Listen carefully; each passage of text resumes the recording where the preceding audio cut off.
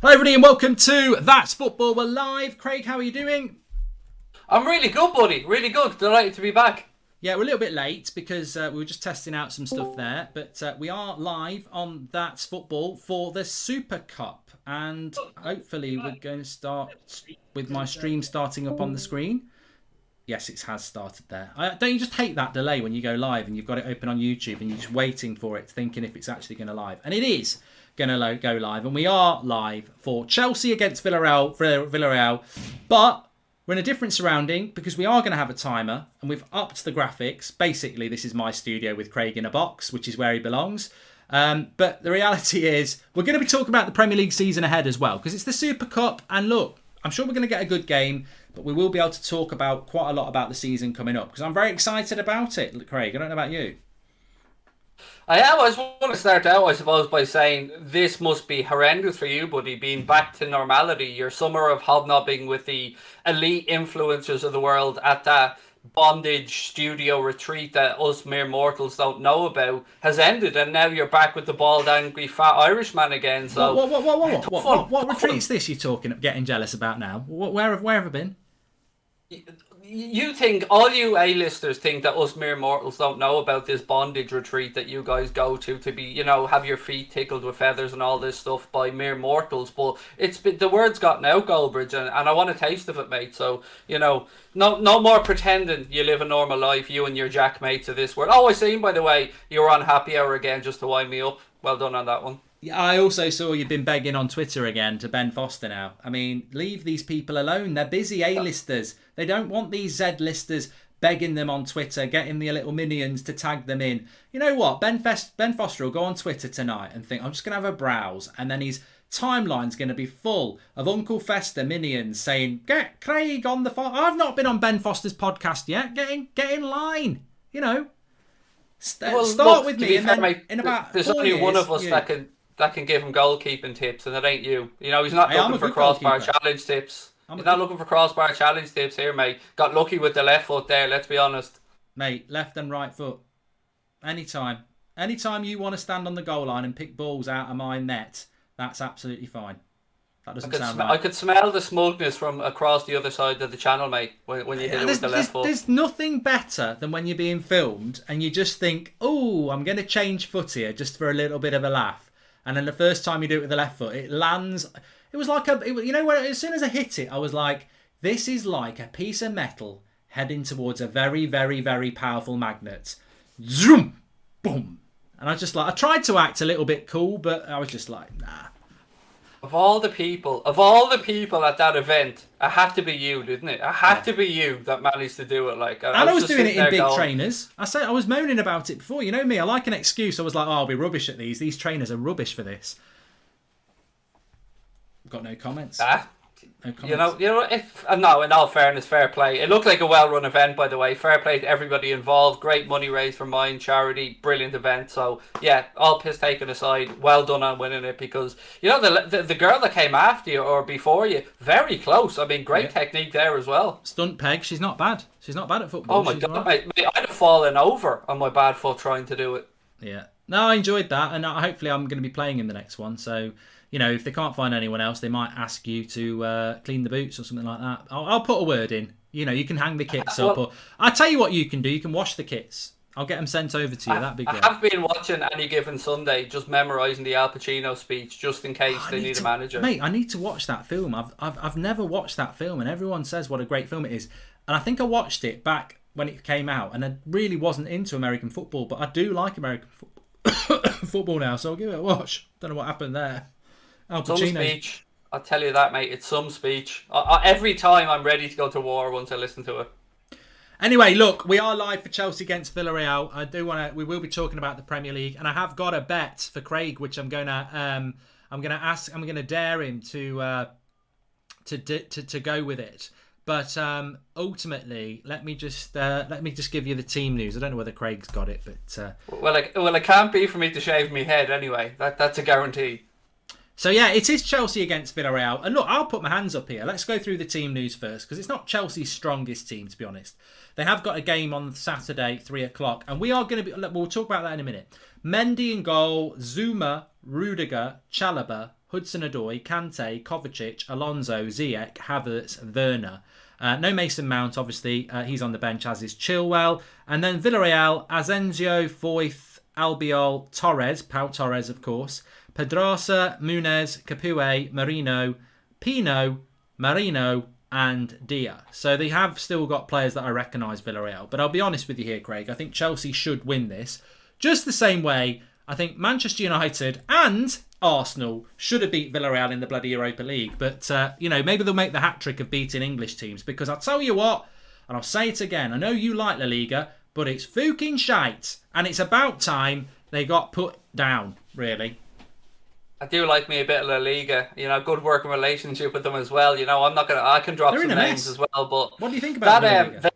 They are in a mess. I can't disagree with you. But you know what this bangs of to me when I look at that Chelsea team? It just bangs of an early League Cup squad, doesn't it? Yeah. That they put out there. It's just nowhere near as strong as they're going to be when the season starts. No, I think it's look, it's the Super Cup. We're not arrogant on this channel. We will do watch-alongs for things. Rio Ferdinand's on the pitch there. I think this is in Belfast, isn't it?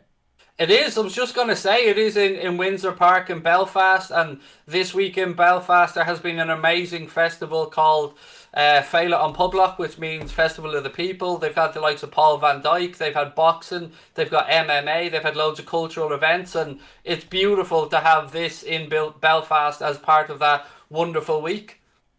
Apparently, John Harvey says the winner gets €5 million and the runner-up gets 3.8 million. So there's a bit of money there.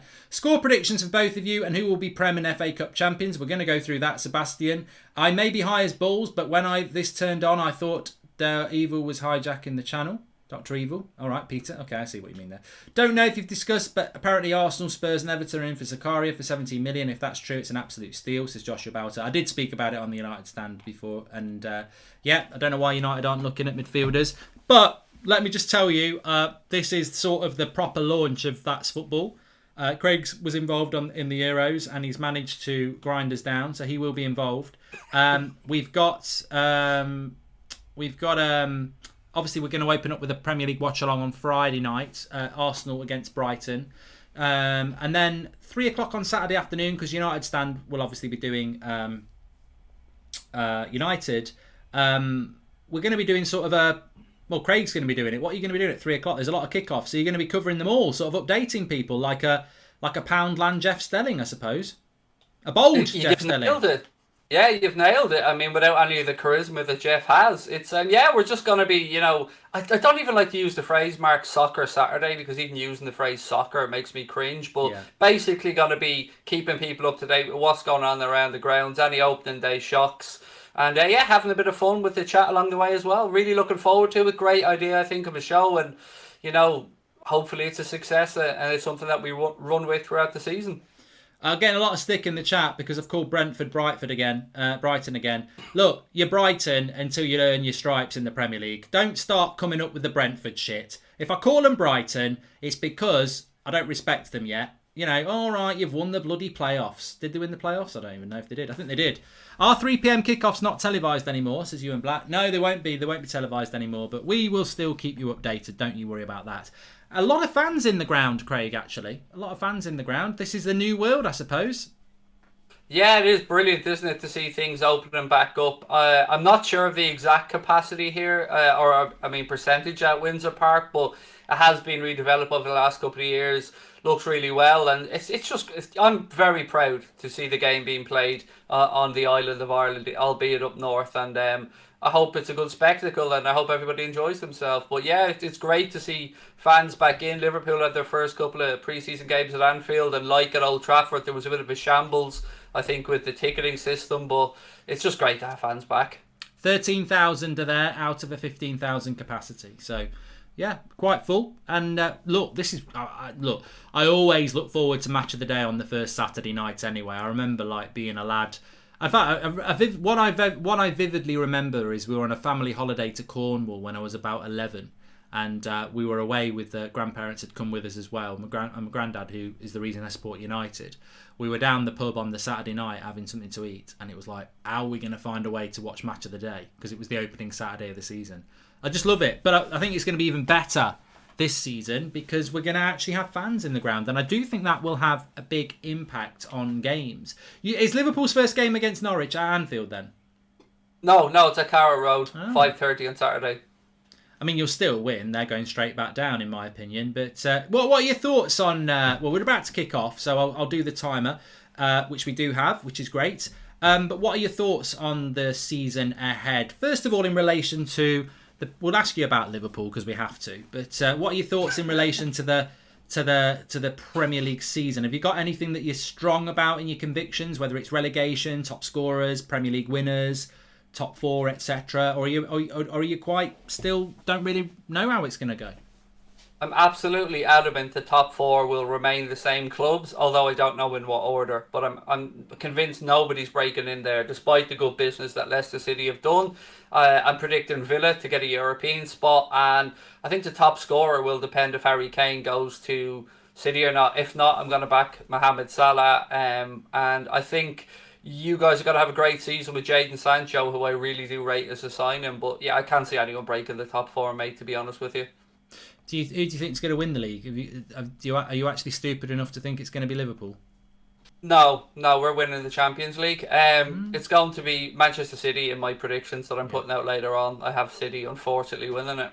Right, kick-off has just happened there, so let me just get the timer on the screen. It's nice to have a guest, because all through the Euros, when we had a guest, we didn't have a timer.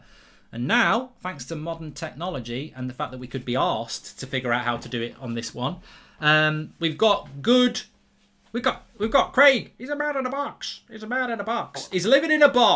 He's living in a box. Get in your box, Craig. Cardboard box. Living in a box. And we don't have the RTE timer as well to deal with, mate, so we're already winning. Oh, you know what? The Euros was lovely. It was the bubble I always said it would be, but it was enjoyable. I enjoyed the Euros, apart from the fact that we bottled it in the final. But it's gone now. It's all over. Must have been love, but it's over now. But yeah, look, I'll get in there early because, clippable content is what I'm about. I am going to lay this down on the line, you bold shit. And I'm just adding a bit of drama there, Craig. Don't take it personally. Do you want me to turn to a different level to stick the knife in, or am I all right at the angle? Look, shut up and listen to this, slaphead. The reality... I'm going to stop now. Don't be horrible to bold people. Oh, I'm wearing glasses. His lines were, you can shut up, you four-eyed twat. But let's keep it friendly. The reality is, Craig doesn't know about the joke. He knew about the banter, but the banter's always going to happen. But wait a minute, let's just have a look. A bit of a chance here for Villarreal. Yeah, they're still going. Don't go mad. No, Kante's in there. Kante sorted it out. Look at that. Still can do it. But no, what I was going to say is, listen up, Craig. Don't be a coward. I'm going to do a bet for charity with you. 500 quid. 500 quid to the charity you want if Liverpool finish above Manchester United in the Premier League. Are you going to take that bet? Are you going to take that bet in front of 6,000 people? Mate, I did it last year. I lost and I paid £500 to a Manchester United fan called Andy who wanted me to send it to an autism charity. So absolutely right, no problem whatsoever. It's a grand. You can't afford a grand. Let's keep it at 500. Yeah, let's keep it at 500. I mean, I'm not on Goldbridge money, let's be honest. But happy to do that. And of course, charity of your choice, charity of my choice, bet accepted, done deal. You know what? I was laughing about this before. I feel really happy about this. You're probably like, well, I'll take that bet. I used to do this with Robbie, and he never used to get in contact with me in May. In August, it was Billy Big Bollocks. Oh, Arsenal are going to finish above you. I go, I'll take that bet, mate. 2 years in a row. And considering they'd finished above us the year before, I was like, we'll finish above you. Never heard anything back. But I can't do that bet with him anymore for obvious reasons, but also because they're not a rival. If I did that bet with Arsenal, I'd be like, well, pay the charity now because they can have that a year early. They may as well earn the interest. And if you get it wrong, I'll pay it back for you. There you go. Look, there's my proof.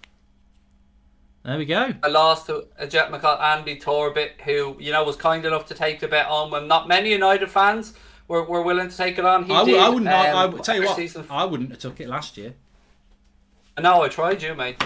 I remember you bottling it, all right. No, I didn't bottle it. It's just that last year I was probably like Jack, mate. Just ignoring you, and you've sort of worn me down, I suppose, over the year. So I do actually reply to you now. But no, no, I no. have that effect on everybody. I wear everybody down. They eventually figure out I'm a lovable old scamp.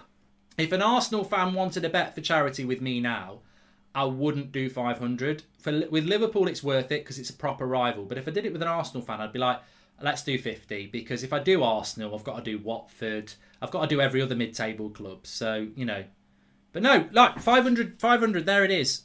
Charity bet. Man United will finish above Liverpool. And I think, you know what? It's a good bet as well, because it will be one that I think it will. I do think it could go either way quite easily. I think Liverpool fans will be confident, and I think United fans will be quietly confident as well. So yeah, I wouldn't take the bet on with any Man City fans. We couldn't find one anyway. But... Yeah, I mean there'd be a lot of currency exchange being done there to settle that bet, wouldn't there? I'd take on a Chelsea fan. Would you, Liverpool? I'd take on a Chelsea fan, but Man City I wouldn't bother, because they're just so. I'm not saying we won't finish above Man City, either of us, but they have got such. Even compared to you, and you've won the league a year ago, Man City are just on a different level with the squad, aren't they, really? Yeah, I mean, look, if you want to get stuck into the whole PSG Manchester City debate, it's how brilliantly masterminded, by the way, was the whole thing by PSG to stay away from the Super League, worm their way onto the UEFA Executive Committee, and then do what they're doing this summer with the Messi signing and keeping Mbappe and Neymar and stuff. I mean, that is like 3D chess. PSG have played a lovely ball in behind here for Alonso. Good cross as well. That's why they need Lukaku. Defence splitting pass by, I think, Kovacic. Alonso's in on the left-hand side. It's not Kovacic, it's Rudiger. Lovely cross by Alonso. Brilliant. I'm fuming if I'm Alonso there. That cross is delightful, and there's nobody anywhere near it. But I tell you what, next week, Lukaku will be gobbling that up. But I tell you what, Firmino buried one from a similar time yesterday as well. Costa Simicus. Oh, good stop, that. Yeah, Werner, unorthodox. Chelsea looking a bit better than Villarreal here. Yeah, but going back Villarreal, I mean, they are shy, Villarreal, to be fair, mate. I mean, mate, I don't know how Arsenal lost the entire league with that result. Mate, I know. I totally accept the banter. Never should have gone to penalties. Embarrassing. Solskjaer's got a lot to learn this season. But yeah, with PSG, they've played a blinder, really, because they could never join the Super League because of their owners being part of the Qatar World Cup, so they could never piss off FIFA. And because of that, they've managed to manoeuvre themselves into a position of respectability. But the reality is, if they weren't involved in the Qatar World Cup, they'd have been one of the first teams in the bloody Super League, because being in the French League is no good to them. I bet they'd love to be in a Super League now. They would, wouldn't they? Yeah, it was very cleverly done and manoeuvred by them. And you know what I'm intrigued to see is, we know that, for instance, the UEFA investigation into Man City's FFP fell apart for timing reasons, or something being past the statute of limitations. But the Premier League investigation is still ongoing, and I'm intrigued to see how this works out. Yeah. I mean, look, you know what? I used to spend a lot of time. Here's Kante, nice little ball out wide to Hudson-Odoi. He's looking sharp into Ziyech there. I used to spend a lot of my time, pissed off about Man City and, basically spending a lot of money.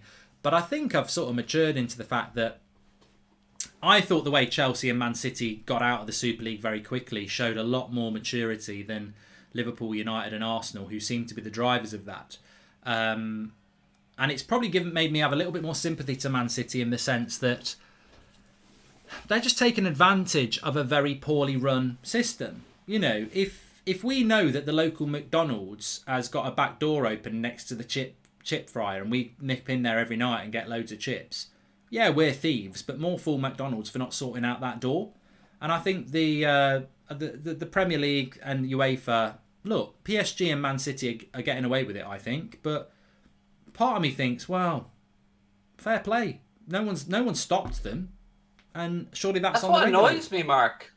What annoys me the most about it is that they're trying to make out like it's all within their means. If they just said, yeah, we're doing it, deal with it, I'd have a lot more respect for them. Look, I don't even know what the story. Oh, lovely cross in again by Havertz. That's clear. I think Havertz is going to have a big season this year. Kante's. It's Kante. Oh, Kante! Oh! Is there a more loved man in world football? Let's be honest, by everybody, than N'Golo Kante? I think he's probably only second to me, but what a hit! He makes the tackle as well. Kante, look, tackles and then thinks, sod this, bang! What a shot as well. Keeper saves that. That's a corner. Lovely hit by Kante. Yeah, he's just a wonderful footballer and a wonderful human being, Kante, isn't he? You gotta love him. Decent stop, yeah. Fingertips by the keeper. But yeah, we were on about PSG. What were you saying? Yeah. My understanding of Man City is, and if anyone wants to correct me if I'm wrong, and please do the super chats if you want to. Kieran says he can't do a super chat. I don't know why. It should be on. But my theory about Man City is that they bought the club and instantly realised that they're it's like having £1 billion, but you're only allowed to spend 10 million a year. And that was Man City's problem. They had a lot of money, but they couldn't spend loads because of financial fair play. So they needed to boost revenue.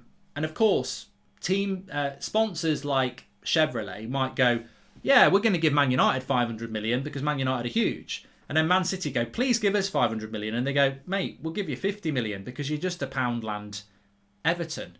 So what I think Man City are accused of doing, and what I think they did do, is these guys own a lot of other businesses. So they started going, go and sponsor it. Go and sponsor City. Don't worry about it. We'll give you the money for it, but let's do it that way. And I think that's what they're accused of doing. But I don't know. I don't know for a fact. But it shouldn't be hard to prove. But obviously it is. Yeah, I mean, just think about the front three there for PSG just for a minute. I mean, Mbappe, Neymar, and Messi.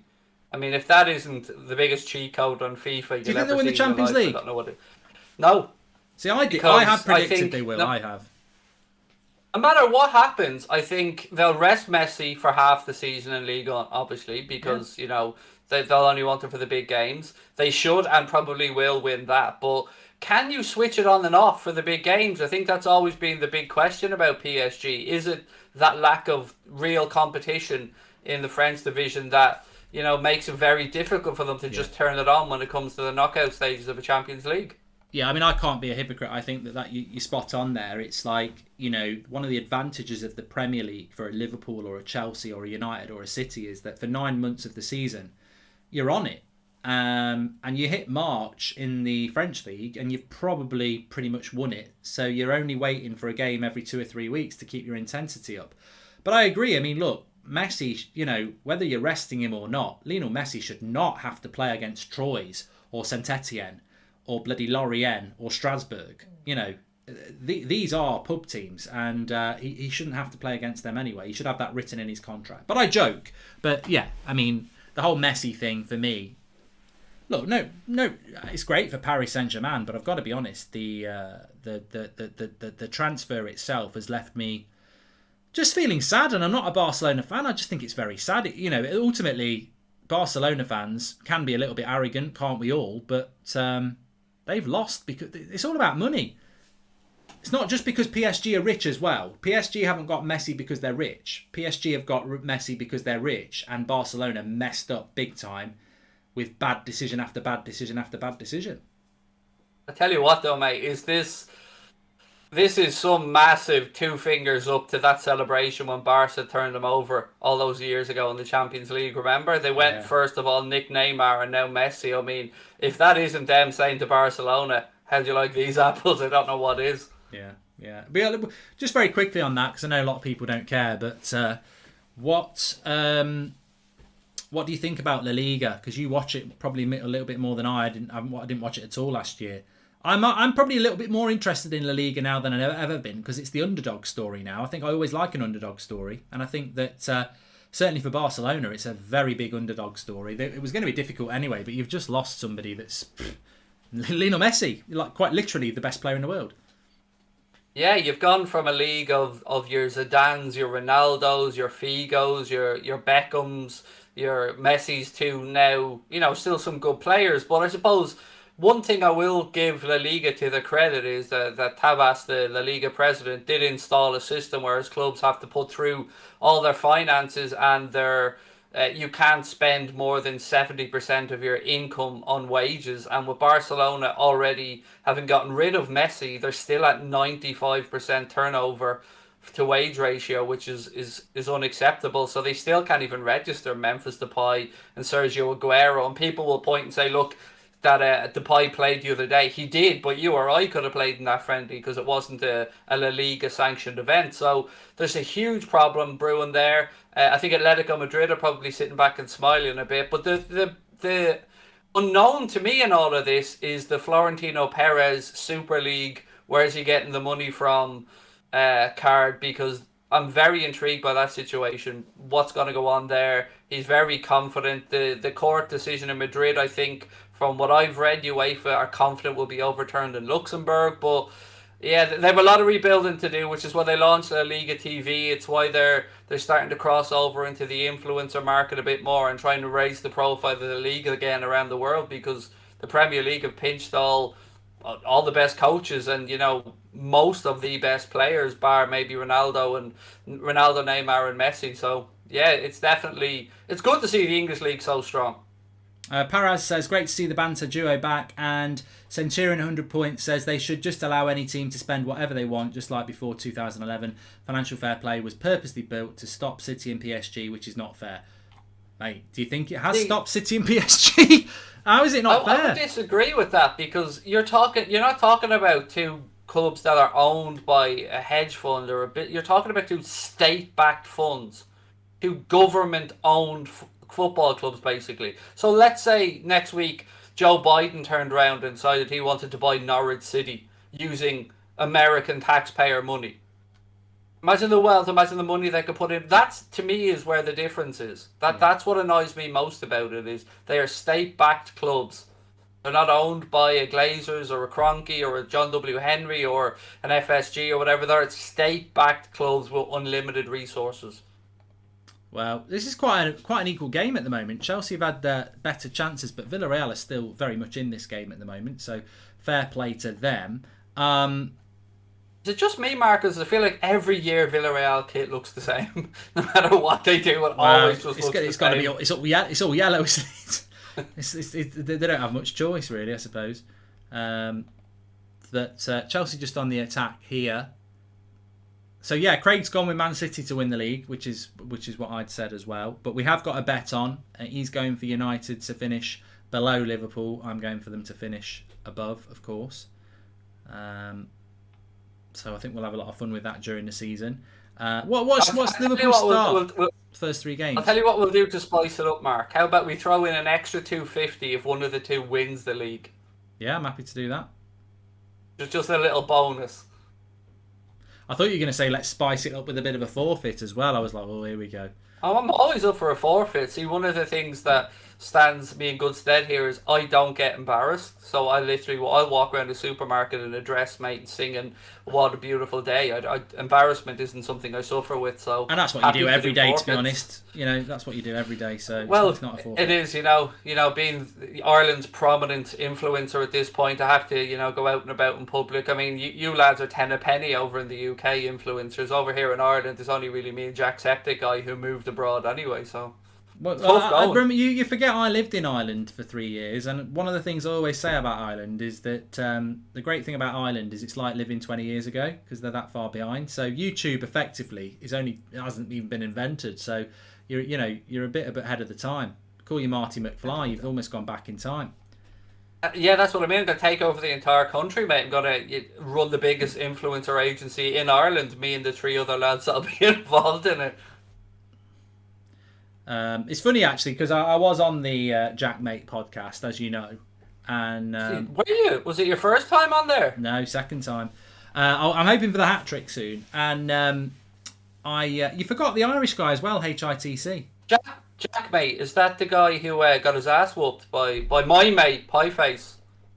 Darts, yeah.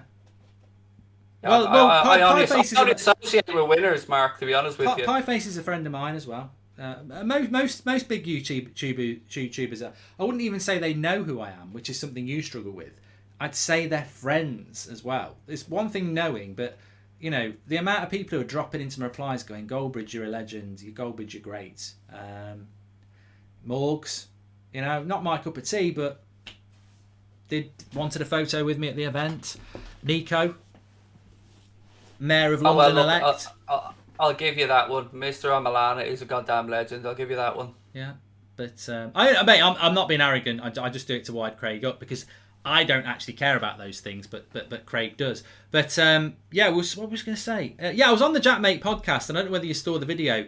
I'm very proud of the 3 years I lived in Ireland. I love Ireland, as Craig knows, and I love it. I can't wait to get back there. Absolutely love Ireland. Castro loves me as well. Yeah, massive FIFA player. I've had an interaction with Castro and Bateson. Yeah. I've been there as well. So Bateson. He doesn't know who I am. He doesn't know who I am, Castro. I think he was just replying to something Bateson did, and I was in the same thread. But I'll take it. Yeah. Well, if you're on the same thread, that's a start. Anyway, I was telling this story to Jack and Stevie about when I lived in Ireland, and it was one of the scariest nights I ever had because basically got chased through Ireland by, as you'd know. Some of the gangs there are quite rough, and I was like, if they ever find me, I'm going to have to. If they catch me, I'm going to have to put on. I actually did. I said, "Oh, get off me! Leave me alone for Jesus!" Because if I speak in a proper voice, I'll get a harder kicking. Because that's the way the cookie crumbles sometimes. If you're an Englishman, but it got totally and utterly. I read the comments, and it got totally and utterly taken the wrong way by angry Irish people, who were like, well, if you come over to Ireland, you English twats, for a weekend and get in a fight, what do you expect? I was like, you've not listened to the story, have you? I wasn't over for a bloody weekend. We did get into a fight, but I was English and my two mates were Irish. And I'd been living there for 2 years. And it was like, it's just so funny. So I was like, I'm probably lost some popularity in Ireland now because of these idiots making out that I was on a bloody stag weekend fighting Irish people. It was nothing of the bloody sort. And it was nothing to do with me. I was in the chip shop and my mates get into a fight. I come outside and then we're being chased. How's that my fault? It's got nothing to do with me. And I was the only person involved. Next time you come over, I'm basically the Lord Mayor of Dublin. I'll bring you around. You'll be safe with me, pal. I'll look after you. I'm a lover, not a fighter. Look, there's probably plenty of stories where Irish lads could hate me because I'm in a club pulling loads of Irish women. That English Casanova's at it again. Down in bloody... down in Grafton Street. Grafting I was. But fighting... no. Down the bingo again. Mark's down the bingo doing bits. I'm a lover. Yeah. I was popular with the over 50s in my early 20s. If they had their own teeth, it was a bonus. Oh, God. I'm joking. Well, I'm trying to think. Yeah, Copperface Jacks. I don't know whether it's still there, but yeah. Oh, mate, I said this to you before. Not only is it still there in all its full glory, there's a musical about Copperface Jacks. And Copperface Jacks, to anybody outside of Ireland, it's basically where all the police officers, nurses, and everybody outside of Dublin that's living in Dublin goes for a night out. Goal kick. Werner was nearly in there. Alexander said Leonardo de Goldbridge. You were there in the early noughties, I take it, because that's what they used to call me. Really, they should have a picture of me on the wall as you walk into Copperface Jacks. I had more. I didn't want to ruin the surprise, mate, but there is a bronze bust being made right now to go up there. I tell you what, if you got caps for how many women I pulled in Copperface Jacks, I'd have more caps than Beckham's got for England. Figure it out. I say you've got a few other things from Copperface Jacks as well, with some of the birds I've seen in there over the years, mate. Kante's in again. I'd have took a tumble there. It kind of rhymes with caps as well. Yeah. Headed away. Chelsea getting close there. Kante a little bit too honest there. There was a couple of bangs on him in there in the box that I'd have gone diving there. I'd have done Tom Daly. Olympic goals. Must have been tough for you actually having to go paying into nightclubs in Dublin like a normal Joe Soper. Meanwhile, I was about 6 doors up from Copperface Jacks, being a regular DJ at one of the clubs in there. She must have been tough for you. That was back in the days where you were nobody, mate, and I was the king of Dublin. Another bloody DJ. Everybody's a bloody DJ in this industry. Everybody. DT was not a bloody anymore. DJ. I haven't gone near it for a long time. Do you know how it came about? Again, like this gig with you, mate, I blagged it 100%. I was there, so you know what the Debs is, being in Ireland, yeah? You know what the Debs is. It's like the so ball, everybody has you have a pre-Debs, which is the early piss up. So we booked theirs for the Russell Court Hotel, which is a nightclub called the Vatican down in the basement. So nobody was willing to DJ, so I said, "Feck it, I'll have a go." Went downstairs, finished the pre-devs. We went into the nightclub. I said, "Let's go find the manager." Said to him, "So if you ever need a DJ, if you're ever stuck, give me a call." Lo and behold, a week later, the house phone rings, and I go in and do my first ever DJ set in a nightclub. Ended up getting a gig there and worked there for a few years. Madness. Back post. Ooh. Referee just fell on his arse there. The referee looks like a skinny version of you, actually. And he just fell on his arse. I could imagine you doing that as a ref. That was a dive by the ref. Terrible dive by the ref. If you know, you know. I'd definitely be more of a John Moss, middle in the 1/3 of the pitch, only refereeing style. Corner for Chelsea here, terrible. It so annoys me how many professional footballers can't beat the first man on a corner. There is nothing more frustrating than not beating the first man. Like, it's inexcusable. So what are we thinking now? You obviously seen the news. Lukaku back to Chelsea. We've all had to talk about Werner. Actually, was recording with Alex Goldberg last night and talking about this very thing. Are you worried Lukaku coming back? I mean, he seems like a different animal to the one that left Manchester United. He's leaner, he's fitter, he's stronger, he's more confident. I think we're going to see a different player at Chelsea. Craig, I just want to apologise. Apparently, I've body shamed you by saying a skinny referee is a thinner version of you. It's okay, mate. I'm well aware that I'm on the chunkier side. This is not breaking news. This is the world we live in now. Mate, you lived in Ireland. Banter is king. My best mates would be 10 times more harsh than that to me. You won't offend me, buddy. Don't worry. I know it's all a good you've got to be careful of these, snowflakes who, they're in for a rude awakening when they go back into the real world after this 18 months of living off your laptop, COVID shit. The real world awaits. The real world awaits. It's all right, man. It's all good. Do you know what surprised me about you, actually? I didn't realise you were as tall as you were. When I'd seen you in some of the pictures, when you were asking the celebrities for pictures at the Clash of the Creators, I'd seen you standing beside some of the actually famous people, and I didn't realise how tall you were. Mate, I felt small, and he's height shaming me now, so it's 1-1. He's basically calling me a lanky twat. That's what he's saying. That's the same as what I've just said. But no, we're only joking, mate. I was standing next to people. I felt like I was bloody Ronnie Corbett or Bilbo Baggins. I was like, Morgs was huge. Who else was massive? Thogden was massive. And I am around 6 foot. I mean, you can shrink, and I always say I'm 6 foot because I was 6 foot when I was like 16. I probably have lost an inch now. I've not lost an inch anywhere else, don't worry. If anything, I've gained it. But I've probably lost an inch in height. He's talking about his wallet there. Goal! Ziyech, 1-0. I think that's Alonso again, isn't it, with the cross? Stop showing off Ziyech and give... No, it wasn't Alonso, it's Havertz. Yeah, Ziyech's giving it there like Prime's after winning the Champions League himself single-handedly. All right, mate, you're in Windsor Park in the Super Cup. Decent finish, but relax a little bit. Yeah, it's all about the cross, that.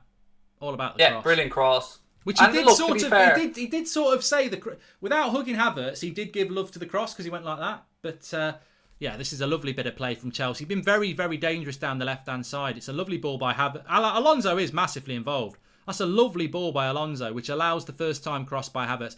Good goal all round. Yeah, 3 nice touches from the halfway line. Bang. Not the greatest connection, doesn't matter. It's goal-bound and just shows there how a good team can simply break apart this Villarreal side, Mark. Yeah, well, you know what? You're actually right there because I'm actually, you know what? I'm all for taking the piss out of United against Villarreal because that's our low point. There's about 20 things we need to improve on from that Villarreal game. But you're absolutely right. You've tried to banter me, but I'm actually going to say you're right because that goal there is a prime example of where United and Arsenal go wrong with their slow tempo. That started with Alonso in his own half. 50-yard forward pass, Havertz first-time cross, Ziyech first-time finish. You can't deal with that. How's the defence going to deal with that? Because you're moving the ball so quickly. And it all came from committing numbers forward as well. Yeah. So even if the original target may have been, I can't remember who was ahead of Ziyech, but even if it was him, missed him, second runner coming in there with Ziyech finished. That is it. High tempo football from Chelsea there, and that's what United need to do this season. High tempo, Chelsea, and they get the rewards. United would have took a touch, still be on the halfway line by the time Ziyech puts that in. So very good goal from Chelsea, very high tempo, good to see. And hopefully we're going to see more of that from United. But yeah, good play. Chelsea played well, actually. What do you think about Chelsea this season? You were asking me about Lukaku. I think, look, I was happy that United sold Lukaku because he was having to be something that he's not at United. He was having to be part of the link-up play. I think at Chelsea, you think about Werner, all the chances he missed last year. Chelsea just need a penalty box striker. I know, like Liverpool, Firmino's got to be involved in the build-up, but at Chelsea, Lukaku doesn't need to get involved in the build-up. He's just got to score goals, and I mean that's perfect for what Lukaku is. So I think he'll be a success. Yeah. Yeah, genuinely, you asked me who I think is going to win the league at the start, and I'll be lying if I said to you I didn't go back and forth between Chelsea and Manchester City, because I think, you know, Tuchel's won the Champions League. You know, he'd love to complete the set and get himself a Premier League title, and then vice versa. You know, City have won the Premier League, and I'm sure that, you know, they've thrown a lot of stuff to try and win the Champions League. So I wonder where the focus will be. You'll hear publicly they want to compete in every competition, but it's no secret why Manchester City bought Grealish and why they're looking to buy Kane and not the likes of Haaland. It's because they want the success now while Pep's there in the Champions League. Yeah, definitely. No, I think Lukaku will do well at Chelsea. We'll see, obviously, but I do think he will do well. Have you seen the business they've done, by the way? How good they've done with their sales of unknown players or unproven players in the Premier League. Yeah, but you can't moan about that. No, I mean, it's fair play to them. I'm giving them credit. We're terrible at it. United are bloody terrible at it. But you've done it again. I mean, you got 25 million for Brewster. That's Solanke, whatever his name is. You got bloody money for him. I think it was about 18 million for him. We've got Wilson. We're going to get rid of Shaqiri now in the last year of his contract. We've got we've got a few. We've got Camille Grabara, Liam Miller. We've moved on probably about 45 million quid's worth of players. Trampoline toes Lukaku wouldn't have been able to put that ball in, says Peter Leader. Look, I've don't start giving me everything away, Craig, but I have actually put down Lukaku as my Golden Boot winner this season. I haven't. I won't give too much away. For, as I said, I am recording my own season preview after this, but yeah, it isn't Lukaku. Don't tell us. Yeah, it isn't Lukaku, but I do think he'll have a very good season. And I have to say, I am envious of that Chelsea squad depth. I mean, I'm not bitter about it at all. I have very different feelings towards Chelsea and Manchester City with regards to the way they've gone about things, but they have been ruthlessly efficient, Chelsea, haven't they? Yeah. I think I had Salah as my second bet, actually. I think people don't realise just how many goals Salah scores, so I had Salah second. I think United goals will be spread out. I don't think we'll have an out and out scorer, to be honest. But do you know what shocked me, mate? The amount of people, and again, this could go either way, but the amount of people who are almost convinced that Ivan Toney is going to come into the Premier League and bag 20 goals. Christopher Scott, thanks for the super chat. He says a Liverpool fan from Solihull. Doku incoming. Christopher, if you weren't a Liverpool fan, I'd say let's go for a pint down the Masons, but you are, so I'm not. Thanks for the super chats, by the way. One thing I've forgotten to do, because we've got nearly 10,000 people watching, so please smash a like on the video. Oh, good save. Good save by Mendy there. Can't say I saw it, but they're still on the attack, Villarreal. And a good block again, and a good cross again. Chelsea having to do a bit of defending here. We're on 494,000. Let's see if we can get 495,000 tonight. We're on that road to 500,000 subscribers. So please subscribe, bottom right-hand corner. Very excited about hitting 500,000 on this channel. Lots and lots of content to come up on definitely the first couple of weeks as well. So please subscribe, bottom right-hand corner. Get involved with the channel. As you know, everybody's welcome on here. It's general football chat. So make sure you subscribe, bottom right-hand corner. As you know, I often take the piss, and we banter back and forth. But to be serious for a second, I want to just take a minute to say thank you to you guys for welcoming me into the That's Football family so well. To your subscribers and viewers who've been nothing but amazingly kind and generous to me and backing of me on Twitter and such. It's truly it is really a dream come true, honestly, to be on here working with you, who was at the very top of the industry, and being part of a channel that I hope I can help contribute in some way to getting towards 1 million subscribers. It's genuinely, it's been a highlight for me, mate. I want to say thank you for the opportunity, but mainly thank you to your subscribers and your viewers. I'm very impressed that you actually have learnt that script that I sent you, but well done. Maybe the Alton Tavern, if you want a good debate, says Christopher Scott. I've never heard of the Alton Tavern. I don't even know where that is. I know where Alton is, but I used to live there. But yeah. Nice ball over the top. Alonso down the left-hand side again. I think he'll hit this first time, and he does, into the box, and Villarreal will come away. But yeah, everybody's a bloody DJ in this industry. I mean, if I had £1 for every YouTuber that's told me they're a DJ. Oh, Alonso, just good shot, good save again. First time cross from Ziyech, corner. I bet you used to do a few bloody birdie songs and ABBA on a Saturday night at a bloody under 12s disco, didn't you? That's not being a DJ. No, genuinely, I had 3 residencies in 3 clubs in Dublin, and I was part of one of the first hip hop and rap nights to ever be held. I promoted that in Dublin as well, and I ran a night in the Vatican called Religion, which used to be done on a Thursday. But it was 2.5, 3 years of madness filled with all type of the wrong lifestyle, and it is a single man's industry, and I needed to settle down and live with my missus, so I went back to normality. But I wouldn't change those few years for the world, mate. I mean, 1999 into the year 2000 to be DJing at a nightclub, a very prestigious Dublin nightclub, it's just some amazing memories. But then again, some of the stuff that's happened since I've been on YouTube, I never thought would happen either. So I feel very fortunate for some of the opportunities. But I definitely am into DJ, nor have I any intention to go back to it. But in my early years, between 18 and 21, yeah, definitely lived that lifestyle. Jerry Adams says, does Irish football have... I don't know why I laugh. Does Irish football have any potential to take off? No. Not to the extent that I suppose it is. Premier League football, I mean, I live there, you are Irish, and you do live there. Oh, how's he missed? How's he missed that? Zuma on the back post. Off to Sevilla. Yeah, poor connection. Lovely cross again. I think it's a delightful cross by Ziyech, who's looking good tonight. Oh, you've got to bury that.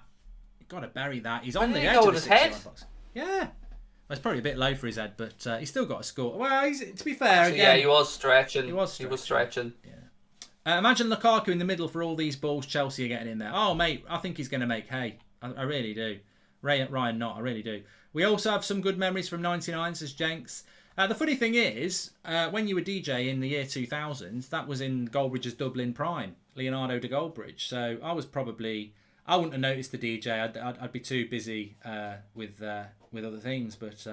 If you knew Copperface Jacks, then surely you would have known the Vatican. They were like maybe 8-10 doors away from each other on the same street. Yeah, but it was probably the wrong sort of music for me.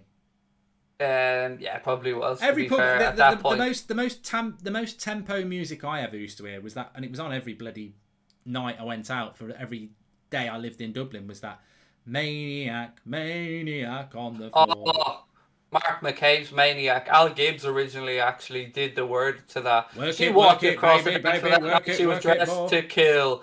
She was a sexy lady. She had to get her thrill. How did she get her? How did she know what all the music? Everyone loves it. Still to this day, mate. You play that and it's going off. It was in the Irish charts, I think, from when I moved there in 98 to when I left in 2002. I think it was in the charts. It was never bloody left. And it never will go away. It is the Irish classic. It is that one once you hear the dun dun dun dun at the start. The dance floor fills immediately. Everybody goes a running. David Salter says, is the Dublin meetup a possibility if the pub's open fully? I think I was the only Irish ferret at the London meeting. Yeah, mate. I need to get in contact with the pub, and the only reason I haven't, they've got my deposit. I mean, they can have the deposit. I'm not bothered, but it's like I just don't want to start chasing them up when I know nothing. It's not all open up properly yet. Is it? We are at a point now where yes, if you are double jabbed or you've got your vaccine passport, you can go into pubs. Yeah, it is.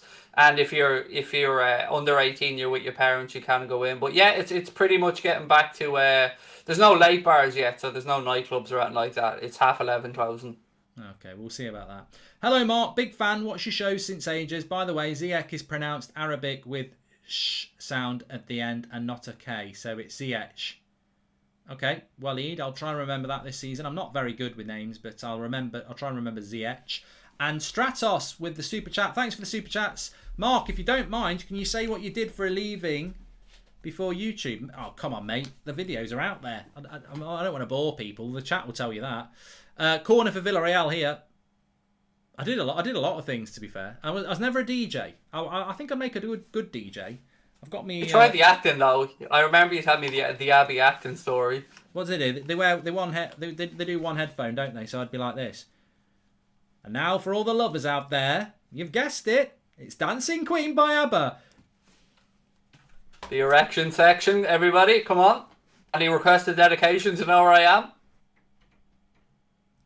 am.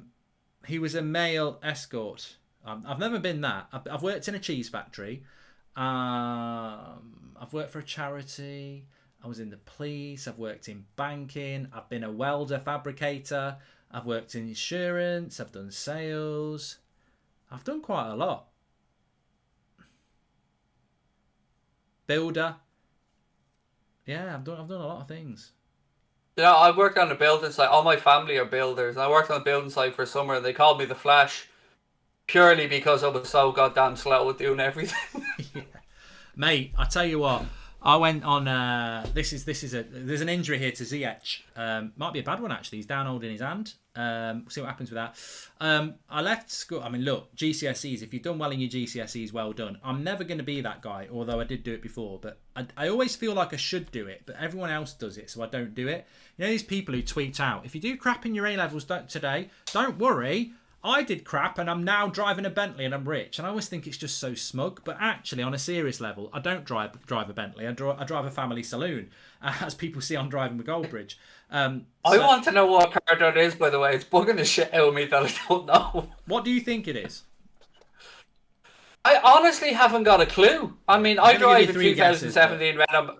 I give a 2007. I drive a 2017 Renault Megane GT Sport Estate. That's what I drive. You'll have to change that, Megane. That's Maguire and Varane. You're a United fan with a Megane. I love the car, to be honest with you, mate. We only upgraded it a few months ago to that one. It's I think I've driven it maybe 3 times. My wife does all the driving really, but it looks like look at that, it's a lovely car. Well, there's not. If I'm right, there's no leather seats, so I'm thinking it's not top tier because no. I'm not really into cars. I mean, I'm a very good driver. I'll have a crash tomorrow now, but it'll be on Twitter. But no, I am a good driver, but I've never really been into cars. I mean, I was talking about this the other day. I wouldn't mind having a Porsche if I was going to treat myself, and I'm not at that stage yet. I'm very good at treating everybody else. That's just what I am. Think of me from a charity. Like a Volvo XC90 for me would be lovely. Oh, it's not looking good for Ziyech. It's not looking ZH. You see, since I started calling him Ziyech, he's gone and got bloody injured. Whoever the prat was there, if I'd have been calling him Ziyech, he'd be fine. That's how the world works. But he might. It's a shame because he's played really well. I mean, another pre-season injury here. We've seen Fofana, Robertson, and now Ziyech. Mark, am I remembering rightly? You said you wrote a screenplay. It's his arm. It's his arm here. He's got. Yeah. I did Joshua Bellwater. I did write a screenplay. I'm gonna have a guess. I'm gonna go Ford Kuga. That's my first guess. Yeah. What was I talking about before that? Cars. I was actually going to tell a story. I've forgotten it now. Injuries. No, it wasn't about that. Injuries. We got cars. I can't remember what else. I've jinxed him. He's broken his bloody collarbone, hasn't he, or something there. The injury, pre-season injury, jinx hits in again there, Craig, though. Yeah, well, obviously, like anybody else, you wish him a speedy recovery. You never like to see a player get injured. But look, bringing Christian Pulisic off the bench ain't too shabby, is it? No.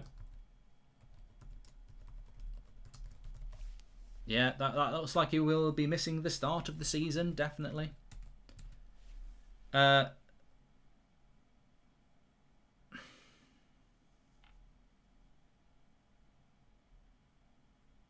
Shakespeare, Mark the Ripper.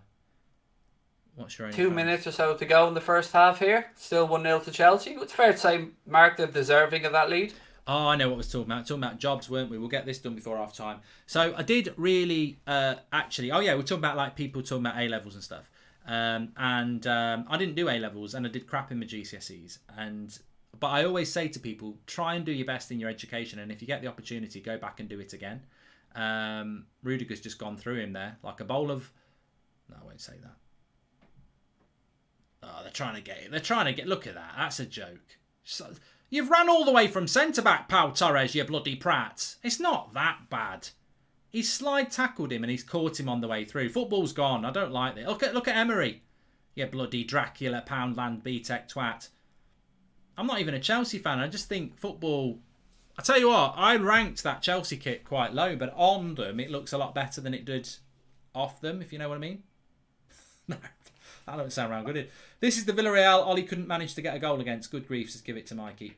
He's going to give him something here. The yellow card. I mean, I'm with you on that, mate. I think it's just nonsense of the highest order. And look, even to see the shithousery from Villarreal in the Super Cup, he got the ball to me there.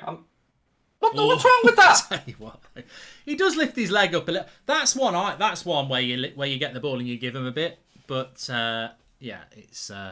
That's one that if I'm playing with my mates or we were growing up, that happened 50 times a game, and everyone got up and got on with it. Yeah. In the modern game, it's hard to tell whether it's a dive or not, isn't it? But he's definitely left it on him. But that's what we grew up with. Anyway, so yeah, I didn't do very well in my exams. So I ended up leaving school way too early, and I went to work with somebody I knew in Leeds, and we used to get up at like 5:30 in the morning to drive up to Leeds from Nottingham, which is a couple of hours away. Tuchel's been booked as well now, and basically my build, I was always a streak of piss, really. That's my build. Probably some people would say it's a little bit better than that now, but I'm certainly not Muscle Man. I'm not He-Man, and I definitely wasn't when I was 16. So I went doing this job, and basically it was when there was this massive boom in the UK when things like Sky and Virgin and everything like that was being laid, because everyone used to have satellites. So all these cables were being laid. So there was massive work in the UK for it, and basically used to dig these trenches, basically put the cable in, put it back down, and then you'd put your tarmac over the top and it'd roll it. And my job as the lackey, I suppose, would be to get the tarmac from the back of the lorry in a big wheelbarrow, wheel it down, and then you'd sort of tip it on its side and drag it along for someone to go like that. Well, I'm telling you now, I used to get to the lorry and I'd say to the guy, "Don't fill me up, mate." He'd go, "You fucking are being filled up. We're not staying here till 8 o'clock." And the reason I didn't want it filled up is because that big wheelbarrow tarmac was bloody heavy. That was hard enough, but then when you actually got the trench and put it on its side and had to drag it along, well, I tell you what, if they had camera phones then, that would have been hilarious. I'd have to ask someone to help. I can't do it. I just couldn't. I lasted a week, and you know, like Rocky when he starts training and he's knackered, and then by the end of the week he's getting stronger. I was completely opposite. I was getting bloody worse. I was having a nervous breakdown. I was terrible. I'm just terrible at like hard labour. Not very good. I'm good. I'm a creative. I'm not a carrier. I'm not really. I remember when I lived in my previous house before we moved to the one we were in, we were changing the fireplace in it, and I had one of those old, like, really heavy marble fireplaces. So I called into the guy next door to me called Mick, and I said, "Mick, you couldn't give us an old hand getting this out into the skip, fella, could you?" Now, Mick works on the roads. That's what he does. He works for a road maintenance company. And he came in and lifted the thing with one arm on his own and threw it into the skip. And when I mean threw it, I mean threw it. And I couldn't even lift it off the ground, mate. So they're a different breed, some of these lads. Yeah, they are. Apparently, somebody just said that the guy that Rudiger tackled was the guy who tackled Fofana. I don't know whether that's true, but if it was, deal with it. Because that was if it was, then I'm giving even more credit to Rudiger for the little bit of snidiness and the follow-through. Yeah.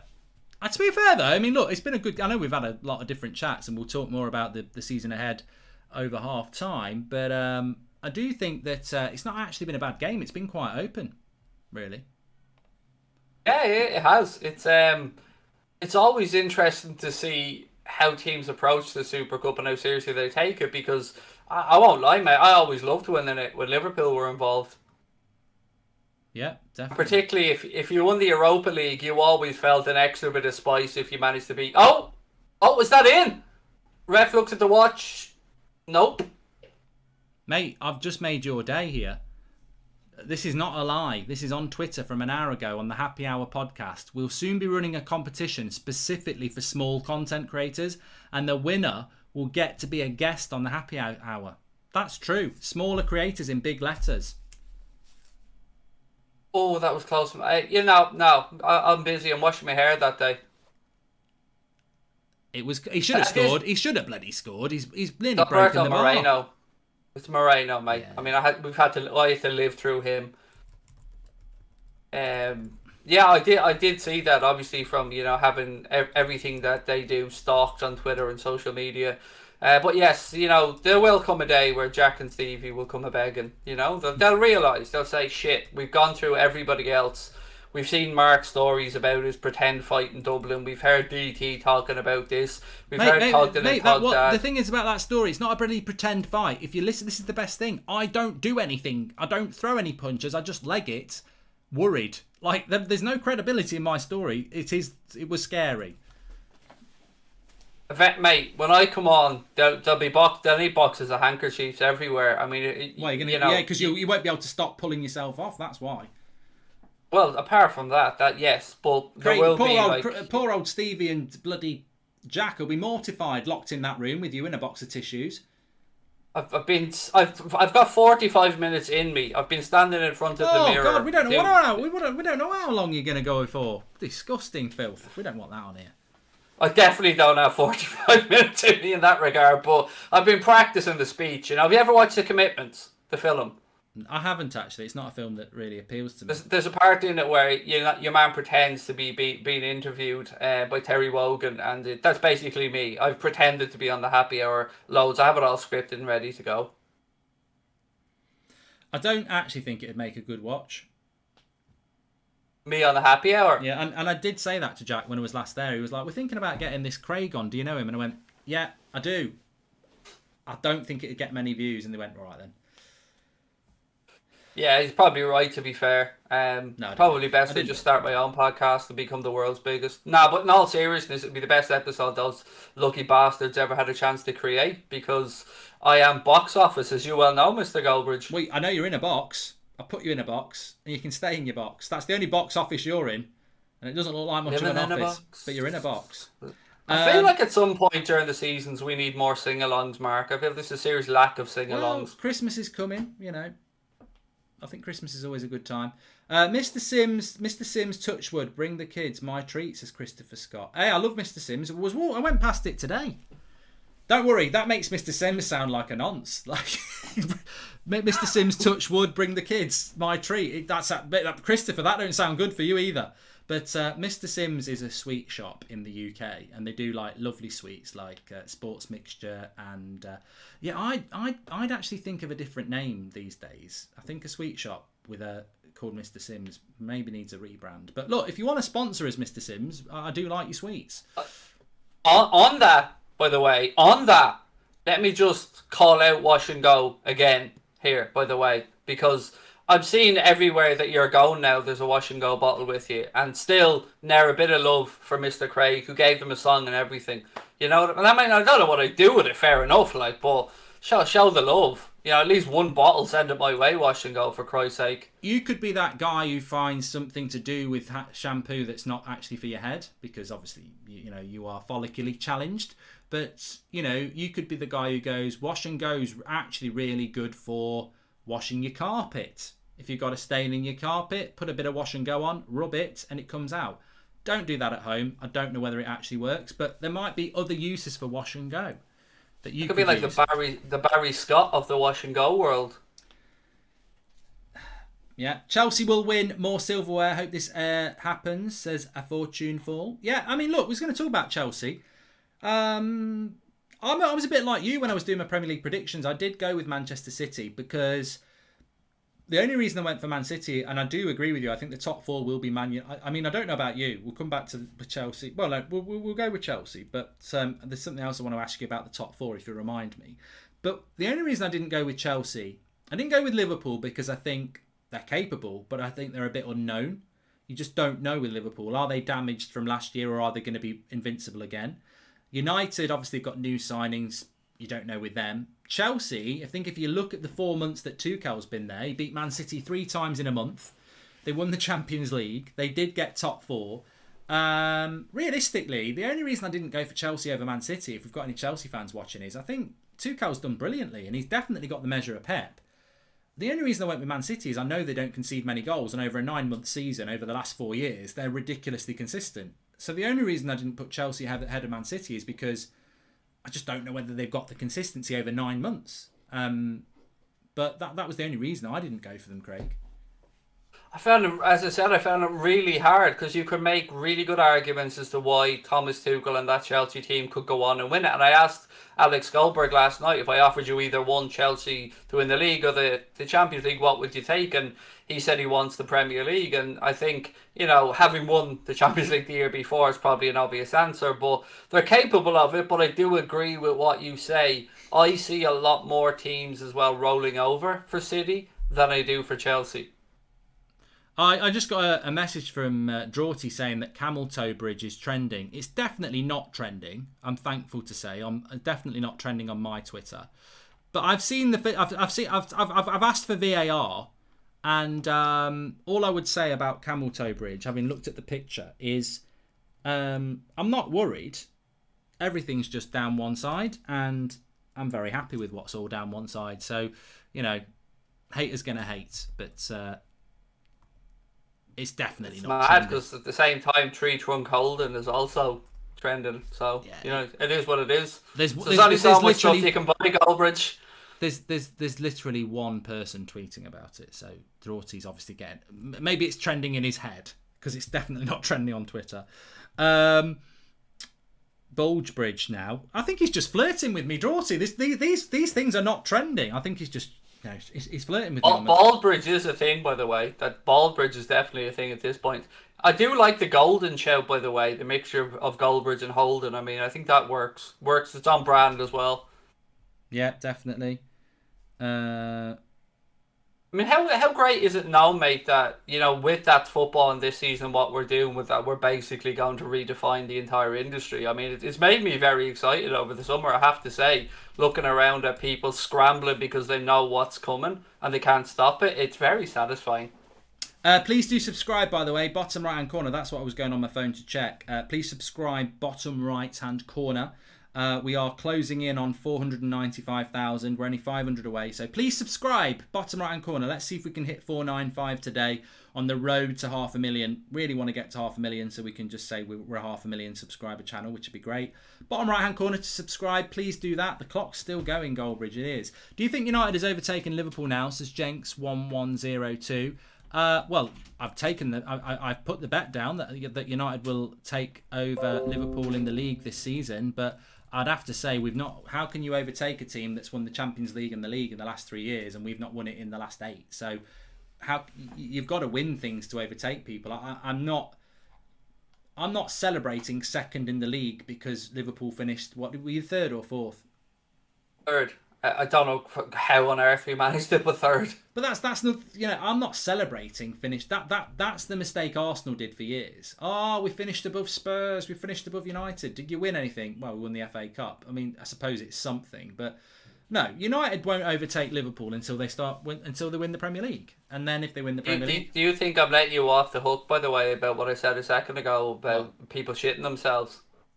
The industry being redefined, they don't know what's coming. I'm not letting you off the hook, Goldbridge. But who's shitting themselves? I don't think anyone's shitting themselves. Everybody, because it's got to be changed. The landscape is now going to be changed forever. You can bring on as many people as you want and stick them on channels, but until you get the right chemistry, the right personality types, and the just plain old machismo that is being radiated here, I just can't see how. I think the sky's the limit for us, buddy, and I don't get arrogant about very much. I can almost see that being a clip now, and in 8 months' time, where they're, I'm not going to say in prison or anything like that, but pushing trolleys at Tesco or something. And there's nothing wrong with pushing trolleys at Tesco. Nothing. Just as we've established, me and Craig are crap at manual labour, so that would be. Other supermarkets do exist as well, by the way. Yeah, Tesco's are never going to sponsor us. Poundland probably would. Do they have trolleys at Poundland? Well, Jesus, I am basically their dream, haven't I? Poundland Goldbridge for about 2 years now, so they probably don't have trolleys at Poundland because it defeats the purpose of going into Poundland with £1 to buy 5 Mars bars when you've got to put £1 in the trolley.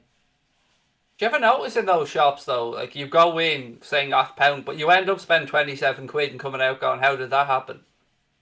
Yeah, I don't go to Poundland. Happy to You say... even carry money. I often wonder about this. Like, do you? I think yourself and Jack mate and Nico and all the lads. Do you just pay for stuff with clout these days? Is there like a clout card that you have and carry around, or say, give us this and I'll give you a mention on Twitter? Or I've never had a freebie. Happy to send you some goodies on the house. Funnily enough, says Christopher Scott. Well, I might pop in if you work there, Christopher. Let me know. But I've never had any freebies. I tell a lie. I got sent something by Lyle and Scott, which is about bloody time, considering how much of their stuff I wore. I got a top with Goldbridge on it. I don't get many freebies. I don't get many invites to things as well. I don't know why. I've seen people playing at Wembley yesterday. I love a freebie, mate. I love a freebie. You've seen all these bloody jammy gets who are getting to play at Wembley and stuff, and I'm like, I'm way bigger than you. And I'm not just talking about height, Rory Jennings. I mean, followers. No, I like Rory. I love Rory. But he's played at more grounds than bloody Phil Jones. Well, I have, to be fair. But, he's everywhere. He's at Wembley. He's at bloody Stamford Bridge. Where's my invite? He stood with bloody Roy Keane today. What? I don't know. I just don't get it. It's great hearing you have that same bitterness that I feel towards your appearances on the happy hour. I'm partly joking, I'm all right, but you... Partly. I'm trying to think what Jack... Oh, I was messaging Jack last night. What were we talking about? Talking about the fact that don't tell me I've not influenced the industry when even Stevie wants to go bald just because it's fashionable. Hey, Jay Letitia says, Craig's personality reminds me of Ayrton Senna. Not Ayrton Senna's personality. I think he means Ayrton Senna, rest in peace. He's basically saying you've got a dead personality. I think he's basically saying that I'm somebody who knows they're destined for greatness on the top and it's clear to everybody who sees it. That's what I took from the comment anyway. Why we own it, so happy to spread the love, says Christopher Scott. Oh, he owns it. Bloody hell. Mr. Sims. Oh, there we go. Look, I get no freebies. Have a black bag full of sweets, Goldbridge. I'll be there tomorrow. I was nearly there today. Love Island, says Jonathan Yorson. Mate, there's a match on. I don't mind being pressured to finish the United stand at 9 o'clock, but there is a match on. There's a second half to have here. What I wanted to ask you about as well is, I know you said it at the start, we've spoken about it in the chat quite a lot. Are we disrespecting Everton, Tottenham, Leicester, West Ham, Villa, I suppose Arsenal, by saying the top 4 is a dream, even before a ball's been kicked? Look, Leicester, I will be the first to say, a very well-run club, tremendous at the business that they do. I have time for Rodgers as a coach, particularly working with younger footballers, bringing them through. Arsenal are a shit show, and they aren't going to do anything this season, whether people want to call me out on that, fair enough. They've got to finish 8th or 9th, in my opinion. Spurs, I look at the business they've done. Everything will depend on whether they can keep Harry Kane. If they bring in Nuno and expect that they're going to see free-flowing attacking football, I think they're going to be in for a shock. The only person over the moon about that is probably Doherty, after seeing his old manager come back in there and he'll get a chance. West Ham is an interesting one. I genuinely don't know where I sit on the West Ham scenario because... Lingard was a big part of the second part of their season. Jared Bowen, could he end up at Liverpool maybe at some point? They do deserve some respect, but when you look at the business that a lot of them have done, it hasn't blown me away, and there's a lot of unknowns in there. I still think there's a lot of business that surely is going to happen in the next 2.5 weeks because there's a lot of people not doing anything. But I think with Arsenal, to be fair, I said Arsenal will finish 6th and win the FA Cup. So I'm going to give them a bit of hope. And the reason I do is because they've got no European football. Like Leicester are playing in Europe, West Ham are playing in Europe, Spurs are playing in Europe. So Arsenal with a full week off, they can't be finishing in 8th again. It's not acceptable. So I think they might do a little bit better. But no, I think it's I think if any of Liverpool, Chelsea, Man City or United finish outside of the top 4, the manager's got to be sacked, whether it's Klopp, Tuchel, Pep or Ollie. I just think the reason everybody's saying that top four's a closed shop is because it really should be a closed shop. And, you know, certainly as a United fan, I think he'd have to be sacked if he finished outside the top four. I don't know about you with Klopp. The gap is big. And I'm not saying that Leicester or somebody else can't infiltrate it, but one of those top four teams would have to have a bad season for that to happen. You know what? You do a bit of stuff with Paddy Power, don't you? So I'm all right to mention Paddy Power. Yeah. I looked on there earlier on. I always look for a good long season bet, 6-1 to keep you interested. And it was Liverpool, Manchester United, City and Chelsea, all to finish in the top four, 2-1. To me, I don't know, mate, that felt like almost free money. Yeah, yeah. But you do know that football has this way of not running to plan. But I'd take that at 2-1, definitely. Yeah, I'll have a pound on that. It's certainly intriguing, and you'd have to say, like Leicester City, I think we'd probably all agree are the best place of the rest to make that challenge. What I like about Leicester is that with Ndidi and Doku, they've got a couple of players there that, one's a good backup for Villarreal. For Jamie Vardy. Don't know why I'm calling Jamie Vardy Villarreal. And Daka, you mean? Doku could be bound our way, mate. Yeah, you mean Daka? I always get them mixed up, Daka and Doku. So Daka, I think he's a good foil for Vardy, who obviously can't play all the time. And corner for Villarreal here. And Samari looks like a good cover for Ndidi and Tielemans. So I think they've bought. I think the trouble with Leicester is they always bottle it because they don't really have a big squad. Like Harvey Barnes got injured and they started to struggle, didn't they? And Maddison's picks up a lot of injuries. So can I make a big prediction? I'll give away something from my video. I have Leicester down to win the Europa League. Well, they've got into the habit of winning things, haven't they? People call Brendan Rodgers a bottler, but I think an FA Cup and a Community Shield for a Leicester manager, it's not really bottling, is it? I know they've won a league. Europe is his Achilles heel, so to speak, with regards to the he always seems to come unstuck in Europe, but I just have a feeling that they could do it in the Europa League, and I hope they do go on to do it, because I have a soft spot for Leicester City, because I think I'm very envious of their owner, to be honest with you, in the way he treats and respects the fans. Please do subscribe, by the way. Bottom right-hand corner. We're on the road to 500,000, 500,000. Bottom right-hand corner to subscribe. Just click it, and you're very welcome to the channel as well. Everyone's welcome on here. Pop in between 3 and 5 and I'll sort you out, says Christopher Scott. There you go. I'll be there at 5 to 3, mate, with a transit van open. The trouble is, Christopher, we've got to be a little bit more discreet than that, because if people know I'm going to be at Mr. Sim's sweet shop in Solihull tomorrow between 3 and 5, I know there was a lot of people there for Messi, but you haven't seen anything like the crowds that will be turning up there.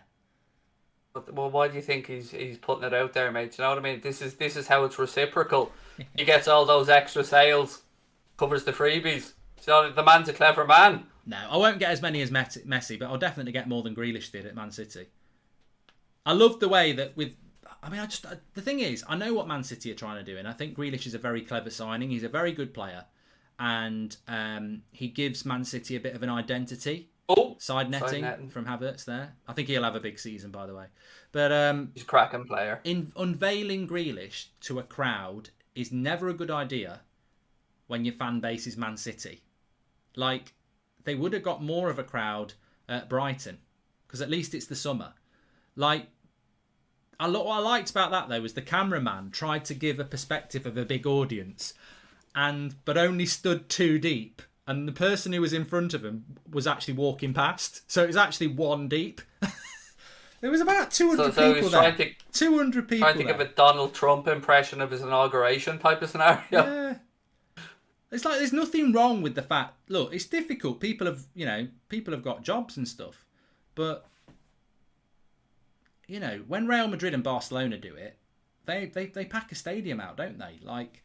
It's not really an English thing to unveil a signing, is it? I mean, United have never done it. Have Liverpool done it?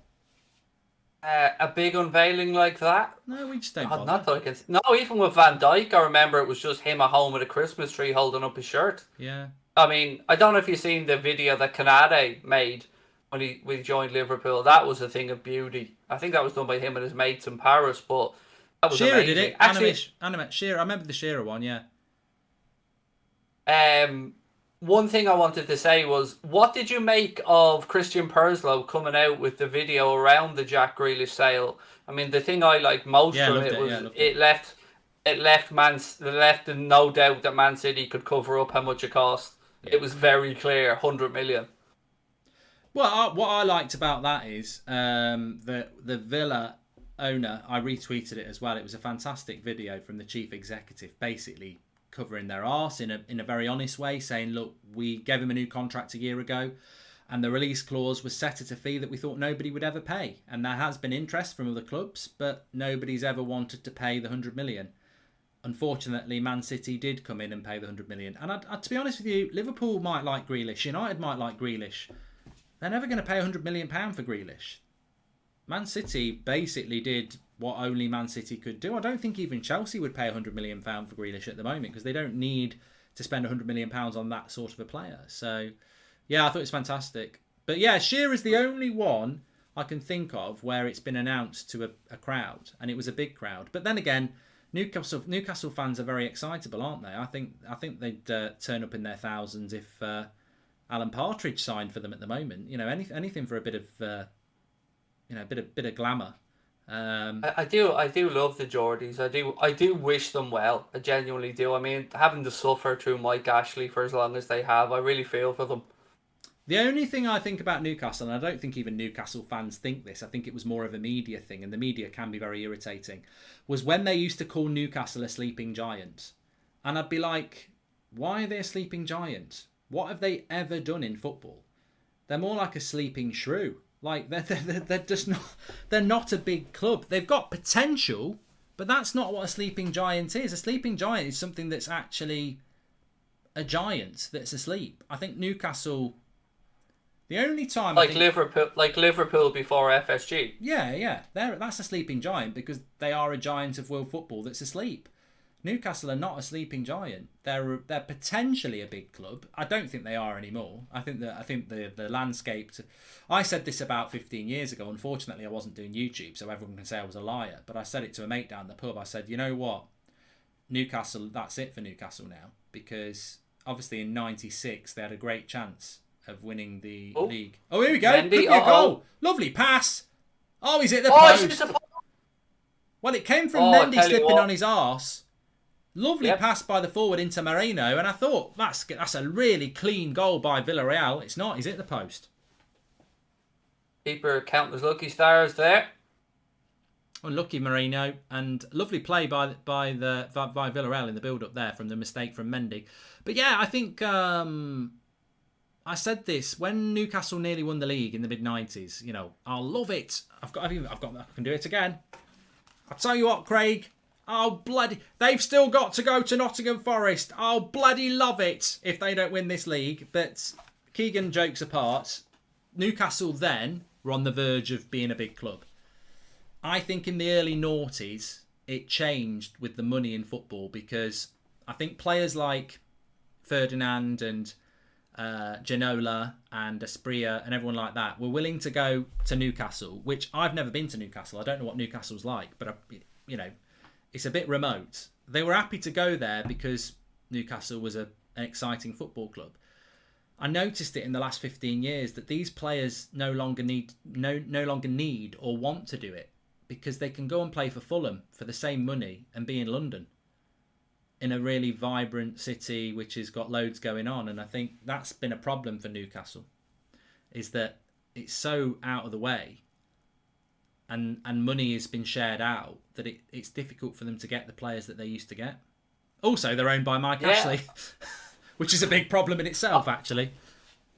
I'm a little bit different to that, and of course, not that I'm a footballer or anything, but let's say I was to move to the UK, I'd have no interest in living in the heart of a city. I would want to be in the rural area within 45 minutes driving of somewhere like that, because I'm somebody who doesn't like crowds and prefers privacy. So well, you wouldn't like playing for Newcastle then? They've got bloody 50,000 Geordies there every week. Yeah, but they're 50,000 Geordies. You'd make a brilliant goalkeeper, wouldn't you? I don't really like noise and I don't like crowds. Oh, he's bloody crying in the goal again. It's 4-0. Yeah, there with my ear defenders on Yeah. in the fetal position in the 6-yard box.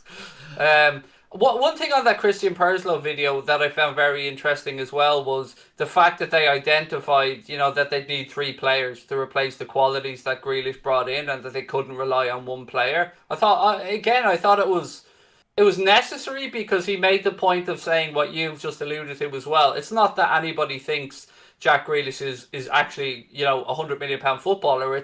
That's what he's worth to Villa. And that was the important point. Just going back to that Moreno shot from Villarreal, he actually saved it, Mendy. He tipped it onto the post, so it was a very good save. Yeah, I think Villa are not a club that needs the money anyway. They're transfer business. I mean, look, they took Arsenal's best goalkeeper last year in Martinez. Watkins was a good signing. They've got Danny Ings. They've got Bendia. They've got Leon Bailey. Matty Cash was a good signing. I'm sure they'll buy some more players with what the money they've got from Grealish. I think I think I put Villa in the top 8 this season, which I think, when you consider that the top 4 is closed off, it's almost like the new top 4, the top 8, isn't it? And I also think, Tyrone Mings doesn't get the credit he deserves for how good a centre-back he is. Would you want him at Liverpool? I think sometimes it's about systems, to be fair. And it's one of the reasons why, I didn't think Nat Phillips would last. Brilliant defending there. At Liverpool, or, I didn't want specific types of players. It's about systems and who works in what system. And I think for England at the Euros, before Maguire came back in and had a very good tournament, Maguire, I thought that Tyrone Mings held his own and did very well and deserves to be amongst that level of players. Yeah, I agree, mate. I agree. Oh, it was trending in the chat, Goldbridge, apparently. Not on Twitter.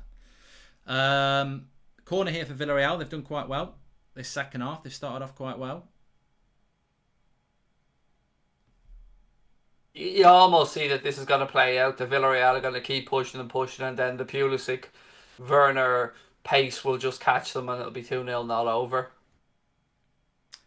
Please subscribe, by the way. Bottom right-hand corner. Let's see if we can get to 495.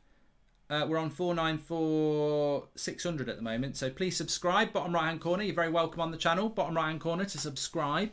Still 1-0 here at the moment. I must admit, I don't know how everyone in the chat feels. But if I was... I can't say London because I'm English. But if I was offered the chance to go and play in Italy, and I had the choice between Rome or, I don't know, what's a big club that's not in a big city? Parma? Is that Palermo? I wouldn't mind. What's the Italian equivalent of Newcastle, basically? Sampdoria. Sampdoria's in Turin, I think. Basically, I'd want to go to Rome. I would actually want to go to the big city, and I think a lot of players are like that.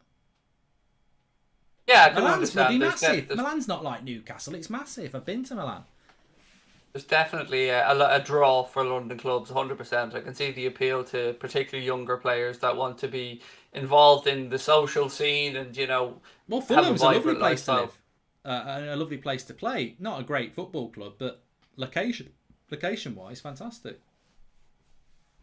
Yeah, London frightens the shit out of me. I've said it to you before. It's just so hectic and busy with so much going on. It's why I'll never visit New York. It's just, I'd be overwhelmed. Sensory overload. I think Chelsea have missed Jorginho tonight a bit. Tempo. He's on the bench, I think, isn't he? If they need him. Hence, they've missed him. He's not on the pitch. Hello, is that Mr. Can't get the bloody stat. Yeah, no, Craig's here again. He'll get better, don't worry. Jorginho, Chelsea have missed Jorginho tonight. No, he's on the bench. As in, he could come on if he needs to make a difference, but we'll get there. We'll find the rhythm. They've missed him. As in, we've had 58 minutes without him. But I think the tempo from Chelsea... I like Kovacic and I like Kante, but I don't think they've really got hold of the game as well as they do. I think I'm a massive fan of Jorginho. I don't know whether you are, but... and I was, I was before the World Cup. I was early on that. I wanted him at Liverpool early doors when he was at Napoli. Yeah. A lot of people have jumped on the bandwagon because he had a good World Cup, but, I'd seen it before. In fact, I was getting a lot of stick from it about it last year, even from Chelsea fans. He thinks Jorginho's good, and I was like, yeah, whatever. It is odd he finished top scorer though with 7 for Chelsea last year, isn't it? Penalty king, though, isn't he? True. Yeah, we haven't even got into talking about the fact that the Premier League officials are going to be using a Sharpie now instead of a ballpoint pen for offside decisions. No more toenail offsides. Yeah, because that was what was frustrating us all. It wasn't the idiots that were behind the system. It was definitely the fact that it was these tiny marginal calls. To be honest with you, if you could change anything from last season in relation to bad decisions, would it be offsides? Would it be soft penalties? Or is there something else? Because there is for me, the thing that I would change. But you can go first. Yeah, I mean, actually, would you mind giving your answer? We'll have a second to think about it, because there was a couple of things. Yeah, for me, it's definitely, and we saw it towards the end of the season. We saw John Stones against Aston Villa. Was it Cooper for Leeds against Man City? Just red cards. The guy for West Ham against Chelsea, the right back, when he kicks the ball away and then kicks the player. Like ridiculous red cards, basically. Like red cards that are being analysed by a referee and VAR, and you go, you've never played the game. Like, these slow motion replay red cards. Like, for a start, everything looks better or worse in slow motion. That's what annoyed me, and I was very disappointed that that was not picked up on, because I felt there was a dearth of red cards so bad that you go, the game's gone. And I was tweeting that a lot at the end of last season. So yeah, look, I don't like the toenail offsides, but actually, if you're actually being honest, toenail offside, it's offside. Of course it is, but the silly red cards were getting on my nerves. Yeah, I absolutely understand where you're coming from. There was definitely a few of them. And you think with VAR there, for it to be reviewed, that, these should have been cleared up. I mean, I don't know if it's specific to last season, but the things that annoy me are simple things like how a foul in different areas of the pitch is either given or it isn't, and how defenders, get away with a lot more, shall we say, than a forward would, like, for a goal being ruled out. So just the hypocrisy of decision-making of referees, whether it's in a penalty area or and the corner flag, that annoys me. You get different thresholds of what's a foul. Yeah, I felt some of the refereeing towards the end of last season was just a bit like Hollywood. It was like, go to VAR, put it in slow motion, look at this. It's like when you see a car crash in real time, you don't see all the detail of it, do you? And in slow motion, it looks 10 times worse, but it didn't happen in slow motion, The Son and McTominay type situation needs sorting out 100% as well, says YB That's Active. Thanks for the super chat. Yeah, that was a silly goal. The offside one pisses me off. If, we know that you have to wait for the player to touch the ball in certain circumstances, but when you see them jogging towards it from 30 yards away, I think sometimes these offside decisions, it's clear it's not going to lead to a potential goal scoring opportunity. Save us all the time, put the flag up, because I think a time will come where a challenge is made that will injure somebody because of that stupid rule. Yeah. And also, you know what? Now. It's going to be very interesting with fans in the ground, because these bloody referees making these bad decisions, it's all right when you've only got 25 people on the pitch or whatever. When you've got 70,000 in the ground, they might think twice about making a twat decision. But you never know. They might not. I do think for such a high standard league, and with the most money behind it, I do think the officiating is incredibly poor in the Premier League. I just think so many of them have clearly never played football at a decent level. Not even at a decent level. They've just not played a lot of football. It's almost like they got to 16 and said, I'm going to be a ref. Which to be fair, my daughter plays football, and you do see referees who are like 15, 16 who want to be referees, which I've got no problem with. But instead of refereeing Saturday and Sunday, play football on the Saturday and ref on the Sunday, because you learn about the game by playing football. I think, there was never enough money in the game for ex-players to become referees. You can't ask a bloody footballer who's on 50 grand a week to then go and be a referee when they retire. But I think the best referees are people who've played the game, and I think we've got specialist referees now who've never played the game, and that's the problem. You need to play the game to understand the game. Do you think there's any show for what you're talking about potentially involved in the VAR room even. Yeah, I think definitely they should have him in the VAR room, but it's whether they can afford them.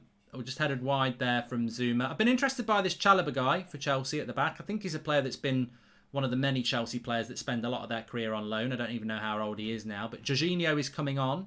Mason Mount is coming on, and Is he related to Nathaniel Chalobah? I don't know. Or is it a completely different person? I don't know. It's just the name Chalobah rings a bell. Like yeah. I don't think it's the same person, but yeah. But he looks all right. I think there was Nathaniel. I thought his name was Nathaniel Chalobah. I just wondered if they were brothers or. But this is strength and depth for you for Chelsea. Ziyech has already gone off with an arm injury. They bring Pulisic on. Now Kante, Werner go off, and Mount and who was the other lad coming on? Jorginho. Still got Lukaku to come on as well. Defensively, they've got options. They're going to get Jules Koundé. Massive squad. I mean, I'm a massive fan of Pulisic. I hope he can stay injury free because I just don't think he's clicked into potential yet. And still very young, and he's a fantastic player. He just always seems to play 3 or 4 games, then get injured. It does my bicky in, mate, that we as Liverpool with American owners didn't make that move from Borussia Dortmund to try and get in Christian Pulisic, because he would have ticked every box. The position we needed, the marketability, having American owners. I just think it was the height of stupidity. And people were slagging me about it at the time, saying that he's overhyped and all. I don't believe it. I think he's a wonderful, wonderful player. Fantastic super chat here from Jimmy Garner. He says, "Evening, Mark. How do I enter the competition this Irish guy won to get on the show?"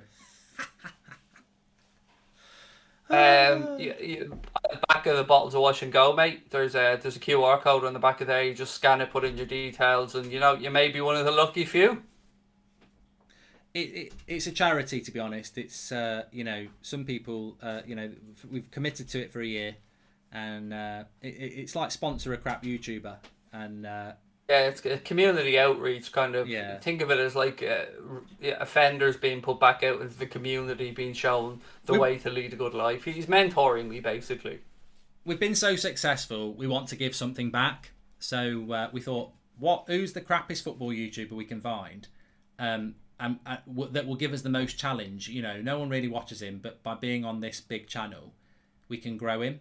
So it's a bit of a personal charity challenge. But no. To be fair, Craig was invited on in the Euros, like a lot of people were invited, and it was just like, you know what, we want to sort of do more on That's Football anyway. So fair play, he sort of took the opportunity. Don't knock it. In the reality world, we all like a bit of banter, but Ryan Clark says, your thoughts on Belfast? I have been to Belfast twice, but I don't really feel like I know it. And look, comparable to Dublin, I went to work there every day for 3 years, so I know.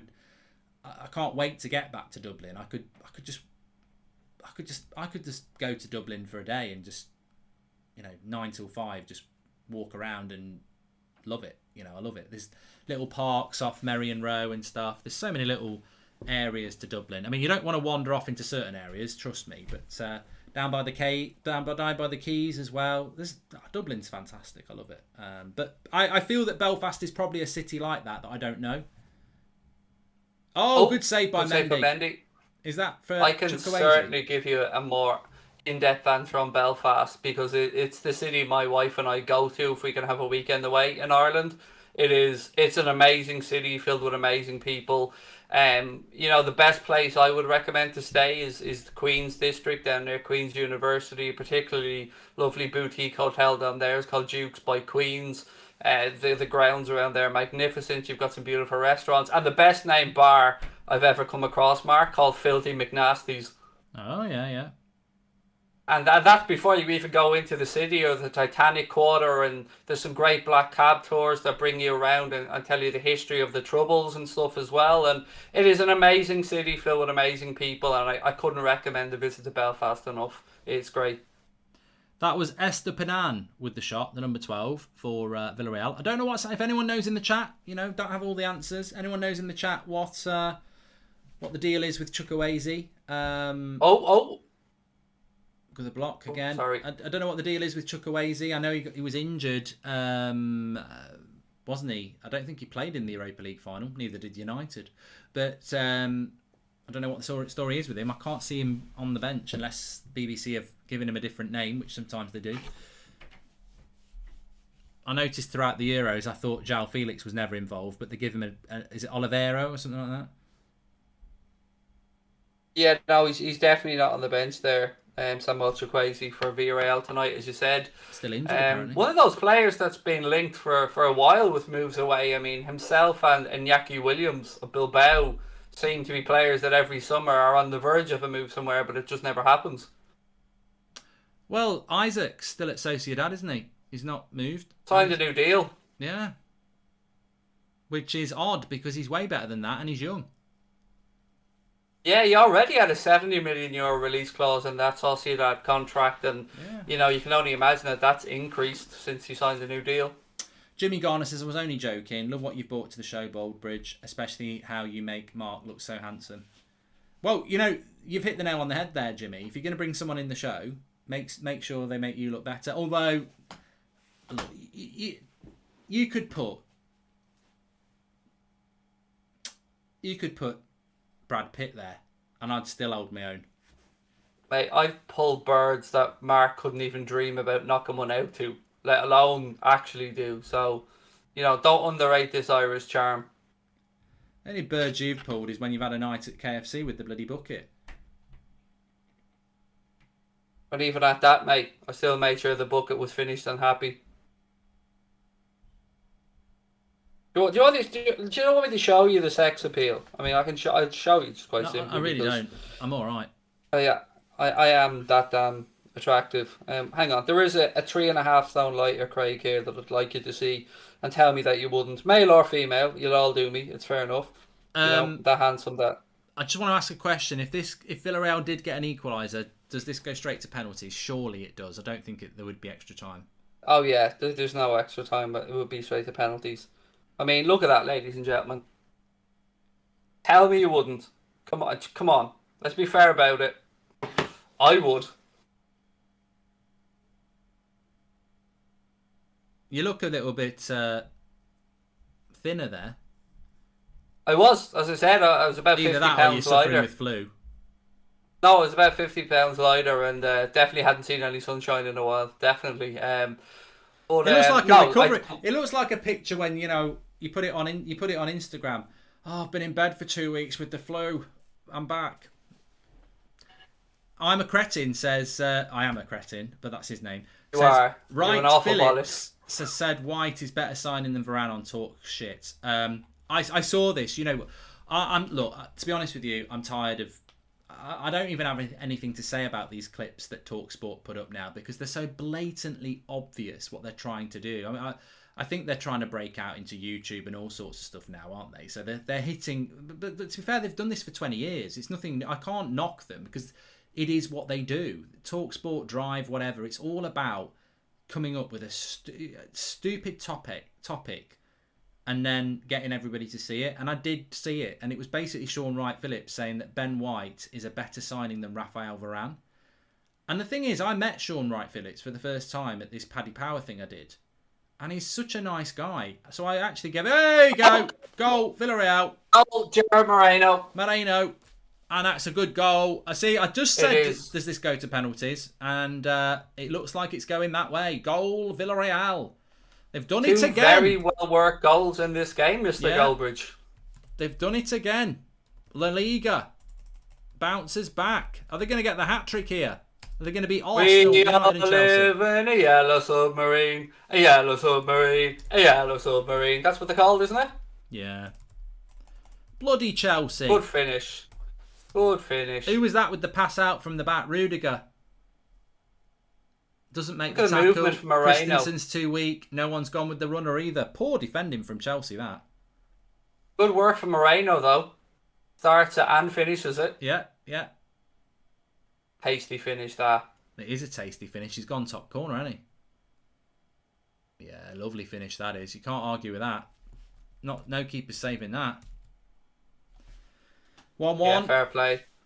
They could be on for the hat-trick here, Emery. He's beat Arsenal. They beat United. It's turning into a very good evening. They've been good in the second half of the round. I've got to be fair. They have, yeah. Do you know what? Actually, just going back really quickly to what you were saying about Talksport and stuff. It's one of my pet peeves that I think our industry gets a bad rap for a lot of toxic stuff when very little amount of the content actually being made is toxic. It's just those particular bad moments that get pulled out and pulled up and shown the industry in a bad light. So, I love seeing guys like yourself, myself, and others who are trying to just have fun banter, but not be toxic and not be, looking for those moments to just mock and belittle other clubs for no other reason other than a click. Well, yeah, I mean, look, I met Sean Wright Phillips. He's a nice lad. So I was trying to think, why would he do that? Has he been told to say that? Has somebody said to him, if you want a career in radio, you need to say stupid things like Gabby Aglongnahor and Jamie O'Hara, who have made a career out of saying stupid things. Look, there are people out there who say stupid things to try and make a career. I don't think Sean Wright Phillips is like that. I think the reason he said Ben White is better than Varane is because I'm pretty sure he's an Arsenal fan, because his dad's Ian Wright. So I presume he grew up an Arsenal fan. And Arsenal fans probably do think Ben White's better than Varane. So, because, I mean, look, I might be walking into a trap here, but is there any part of you that would take Ben White over Varane? I do rate Ben White. I mean, we looked at him at Liverpool at one point. His aerial duel success rate on the scouting report was one of the issues flagged as worrying. But would I take him over Varane? No, I wouldn't. I wouldn't take Maguire over Varane. There's very few centre-backs in world football I'd take over Varane. You're talking Van Dijk at his best, and Ramos at his best. That's probably about the end of the conversation for me. And people say Ruben Diaz. I don't think people realise how good Varane is. But yeah. And also, Liverpool paid £50 million for Ben White. We paid £34 million for Varane. So the deal is worse and the player is worse. But I don't think Ben White's a bad player. I just didn't want him at United. But there's no way he's better than Varane. For me, that's like saying Grealish is better than Messi. Just check on my phone here just to figure out when exactly it was that we signed Ben White. It didn't happen, Mark. Oh, did I say Perhaps Liverpool? Mr. Goldbridge. You did, yeah. Yeah, I'm tired. Chelsea, they need to get back into this because Villarreal have been the better side in the second half. But Pulisic, nearly gets Havertz in. Hudson-Odoi's been a bit quiet. We haven't even had a little touch on the old goldometer yet. No, penalties for me. You think we're going to get a winner? I hope we'll get a winner, yeah. I mean, I think Chelsea 2-1. Why not? Let's go. Let's be different. I'll go 2-1 Chelsea. Nearly 10,000 people watching. I'm sure we'll get 10,000 if we go to penalties. Please do give us a subscribe, by the way. Bottom right-hand corner. We're on the road to 500,000. We're nearly at 495. So please subscribe, bottom right-hand corner. Our next watch-along is going to be Arsenal on Friday night at 8 o'clock. We're then going to be live for the 3 o'clock games on Saturday. We'll be live for the Liverpool game at 5:30. And then on Sunday, we're going to be doing Man City against Spurs as well. So loads of watch-alongs this weekend. Make sure you tune in. Subscribe, bottom right-hand corner. Chelsea pushing a bit now. Going up against me, huh? Going up against me at 5:30 on Saturday. Oh, yeah, I thought about that. Well, I don't have to. You could watch Anfield Agenda. Bring it on. Bring on all the competition. You know what it is? I just think if I'm going to watch it, I always stream. I never sit back and just watch a game without streaming. That's why It is mad. It's mad how that changes, isn't it? As you do this, as you're in YouTube, like you're like, I'm gonna watch a game, but might as well fucking stream it. Like no point in just sitting here watching it. I'll tell you what, I am glad that, I mean, I don't know how it works for you, but BT have got Italian football, Sky have got German football. I probably won't watch a lot of Bundesliga, but I certainly will be watching. I like the fact that BT have got Italian football, because even if I don't watch a lot of the games live, I know they'll have these highlights packages, and I found Italian football not easy to find the last couple of years. Where is La Liga? Is that on any channels, or is that La Liga TV? They have their own platform, their own package. It's part of, in Ireland anyway, it's part of my sports package that I get from BT, so it would include La Liga TV, obviously BT, ESPN and stuff. But interestingly, we get one 3 p.m. kickoff every week here in Ireland. Now it's random who it is. It's shown on Premier Sport because we don't have that blackout. Yeah, we don't get that. It's such a draconian thing, isn't it? I mean, the days of worrying about stadiums not being filled for the top division with a 3 p.m. blackout, it just seems silly. I think it is ridiculous that we don't get it because obviously, look, I'm not going to say it was a positive because COVID was not a positive, but we're obviously through COVID, every Premier League game was on the TV. Whereas now it's going to be a bit of a culture shock for everybody. No, I mean, there's ways to watch it. We all know that. But, I think United's first 3 games are on the TV. But then after the international break, we've only got 1 out of the 3 next ones. There's a couple of 3 o'clock kickoffs. So, I don't understand for the life of me how. Well, look, let me break this into 2 parts. Firstly, the fact that there are people in America, Australia, New Zealand, Canada, whoever, can watch every Premier League game, whatever the club is. I think, and I very rarely agree with anything TalkSport said, but I remember the guy who used to own Crystal Palace, Simon Jordan, talking about the fact that it should get to the point where the Premier League do a La Liga type thing and sell their own package. Look at how successful a model it was for the WWE with the back catalogue and stuff that they have, and you can watch every game what a live. cross! Good header. Good keeping. Sorry. Yeah, go on. I just think it's silly. I think they should look after their own rights and just back themselves to sell the Premier League app or Premier League TV or whatever it might be. I think it would be, I think the clubs would love to do that. Yeah. Yeah, I mean, okay, look, there's 2 ways. You don't want each club being able to sell their own games because that would be unfair financially. If you want to try and keep it on a fair financial footing, you could do a pro rata thing maybe in which ones get watched more, but everybody getting some of the rights of the package, I just don't see the need to sell it to a Sky. I don't see, yes, Sky helped build the Premier League to what it is, but in a world now where streaming is king, I think it's just a shame where we don't see the Premier League selling off their own rights. Yeah, 10 minutes to go here. We might get in a penalty shootout. Somebody just said then, where do I watch the French League? And I'm like, I don't care where you watch the French League. You can watch PSG in the Champions League. If you want to watch PSG in the French League, you're a bully. That's like watching Tyson Fury get in a ring every week with Craig or me. Like, they're just going to batter them. Like, why would you want to watch the French League? Just watch the highlights when they're beating teams 3 or 4-0 every week. And it's another hat-trick for Messi and Neymar. Like, I would have no interest in watching the French League. If I'm Lille or Lyon this year, I'm just like, oh, for fuck's sake. Seriously. I think it's BT Sports is the answer, but I do agree with you. It's not a league I'd watch much of. No. To me, it's a pub league. Did you see? In fairness to the farmers thing, League One, the goat, if you got to give them credit, like they it's always good to laugh at yourself, as me and you both know. Definitely, yeah.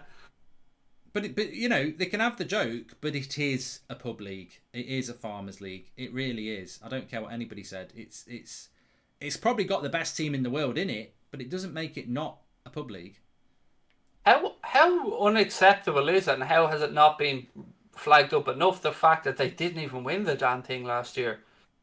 I know, that's embarrassing. That is. I mean, fair play to Lille, lovely story. We're all delighted for them, but maybe my that's God, because what they're an so embarrassment! Good. Maybe that's a little bit like what you were saying. Maybe that's because sometimes they're complacent because they know they're so good. You think about the Premier League, you've got to be intense for most of your games, haven't you? Whereas in the French League, Neymar's a bit like, I don't fancy that today, or Mbappe's like, I'm going to try something a bit special. You know what it's like when you're playing easier games. You can drop off. You can start trying to do things that you wouldn't normally do. You can be a bit disrespectful, and then you end up disrespecting yourself. Is the tactical cam view for Premier League matches available anywhere, says MF? I don't know. I can't say I ever do anything but just watch the normal camera view, to be honest, so I couldn't answer that either. Remember when you used to be able to, years ago, I don't know whether you still can, you used to have a player cam where you can pick a player that you follow? Yeah. I also used to love the old fan zone. Do you remember that? Yeah. Fan channels have sort of destroyed that. Yeah, it's great, isn't it? People keep saying bring back the fan zone, and I'm like, I think fan channels are better. Jorginho, chance. oh, good block. Good block. The problem again there, Mark, would be that it would be televised. It would be under their rules, so the freedom of expression wouldn't be there. You wouldn't get the same enthusiasm or quality. Dan says the rule of no 3 p.m. English games on TV was brought in so more people would go to watch lower league teams rather than watch Premier League games on TV, which doesn't actually happen, Dan. I mean, either way, the Championship have done very well as well with the way that they've, pitched it as a league and, the most lucrative game in world football in the playoff. And I think they've done a very good job in building up the Championship, and it's a very competitive league. But yeah, look, I just think it's a draconian measure there's no need for in this day and age, to be fair. I mean, even people's working weeks aren't the same. It used to be you worked a 5.5-day week, you finished at 1 o'clock on a Saturday and you went to the game at 3. It's not like that anymore. Jeremy Allen says BN Sports. I think he's talking about the French league. I've been against this for years. I think it's wrong that I support Manchester United and I live in England, and if we're away to somebody like who got promoted, was it Watford, Norwich and Brentford. So Brentford's capacity probably isn't that big. So Manchester United play Brentford at 3 o'clock in London and I don't get a ticket like probably a couple of other million United fans in the UK, and I can't watch it. I can listen to it on the radio, but I can't legally watch it. Is that going to make me at 3 o'clock on that Saturday when United are playing Brentford think, ooh, I'm going to go and watch Walsall play? Am I fuck? I'm not going to do it. I'm going to be like, how do I find a stream to watch it? And they force you to do what they basically want you to do as a Liverpool, Arsenal, United, Chelsea fan is if you're not at that away game at 3 o'clock on a Saturday, they want you to get off your arse and go and watch some non-league side whilst your team's playing, or they want you to sit in your bloody car and listen to it on the radio with a couple of prats telling you what's going on. They're forcing you to basically go and they're basically forcing you to not watch your team. That's how stupid this system is. And people will go, well, now it's because of 3 o'clock kickoffs. I couldn't give a shit about 3 o'clock kickoffs. The problem is, if United are playing Brentford, maybe only 10,000 at most can go and watch that game. United have got millions of fans. Liverpool have got millions of fans in this country. They're being told they cannot watch, legally, their team play. It's stupid. It is draconian. And people don't think about it from that angle because they go, yeah, but if you did it, then the smaller clubs wouldn't survive. Well, that is an argument, but you're depriving Liverpool, United, Arsenal, Chelsea fans of watching their club legally because not everybody can have a ticket. Not even 1% of the UK base can have a ticket to that game. So it's stupid. Yeah, I can't disagree with anything you've said. What do you make actually of your club's kits this season? I mean, obviously, kit talking points are a big thing around this time of the year. Are you happy with United's kits? Well, Red Harlow says he's actually watching a couple of prats watch a game of football now. Do you know what? I thought the very same thing when you said the phrase, mate. I thought, well, we're more entertaining than the bloody radio, though. I tell you what, over the year, because I'm a bit older and you're probably the same, Craig, there was a time when there was no internet. So if you wanted to listen to United and you weren't at the game, you had to listen to the radio. There was no streams or anything like that.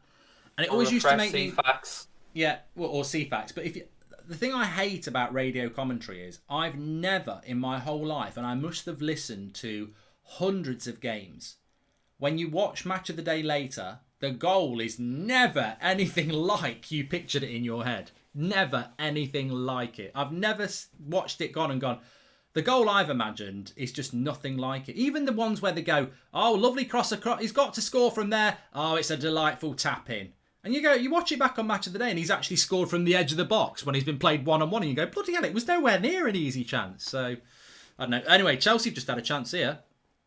It was, I think the offside flag went up. They're miles off. They're both off. They're miles off. No, it's not a good chance at all. Kits-wise, home kit I think is basic.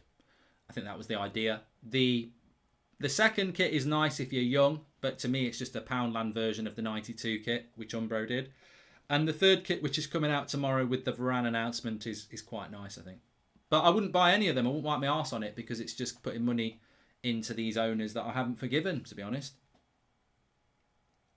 Yeah, that is the big dilemma, isn't it? Especially when you've got kids and stuff as well who want the shirts. I mean, you have your own stances, and rightly so. I'll never judge anybody for I've how got no they problem if have people want those to buy stances, it. but It's a personal choice. You're right. I mean, I'm not going to be there telling people not to buy the shirt because I think that's wrong, you know. But I certainly. I tell you who knocked it out of the park though. That crowd that made Newcastle's away shirt. That crowd that fairly new into the sport. They made Rangers kits. I think they're making Wolves That's kits a as white well. collar away from being elite. I don't know why they put the white collar on it. Is it Carvalho or I can't remember the Caravel or something? Some new. It's actually two brothers from Liverpool that started the company. But that kit, it's beautiful. I have to say, the Newcastle away. Steve Locke says, was dial-up connection the best of the best? Mate, this was even before the internet when I was listening to Games Before Radio. There was no internet. You know, there actually was a time, youngsters, when there was no internet in my life. If you could phones. see how I had to play Street Fighter on a Commodore 64, you'd understand how bad things were. You couldn't even make out who Ryu was. We're going to get a penalty shootout here, by the way. But no, like, when I first went to secondary school, internet, no, and mobile phones, no. Like, I actually lived a life with no phones and no internet. And you used to get off the bus and say, are we playing football tonight? I've got to go and do my paper round. Let's all meet up at 5 o'clock, which was in an hour's time. And you'd just go down the park at 5 o'clock and people would just turn up. Or you get the house phone where your parents, you'd want to ring a girl and, chance your arm or something. And your parents probably you 15 minutes. Or you pick it up and you hear the squeal because somebody's on the internet. Or you youngsters won't know what it was like. Had to make do with one PlayStation in a house. It was tough times. The best one was when you'd be out on a Saturday night down the local with the lads, and Thursday night we'd be going into town because it was student night. None of us were students, but it was just a cheaper night out, and there was a lot of students about. I mean, we weren't like in our 30s, by the way, going out picking up students. We were 18 ourselves, but you'd finish the night off pissed on a Saturday night, and you'd go, "We going see you all right Thursday night. What bus are we getting? Yeah, we'll get 7:10. All right." Wouldn't see each other for 5 days. 7:10 at the bus stop. Everyone would turn up. There'd be no text during the week or anything like that. People couldn't function like that now. Life felt so less pressurized, isn't it? It was just like, let's see what happens. And the best nights were always the ones that just came about at the last minute and stuff as well. Also, the one thing that always plays into my head though is, like, last night what was I watching last night? Porn, obviously, but no, it wasn't that. I was watching something I was watching American Pie 2 last night. It was on ITV2. And I was like, oh, I wonder what happened to the cast of this.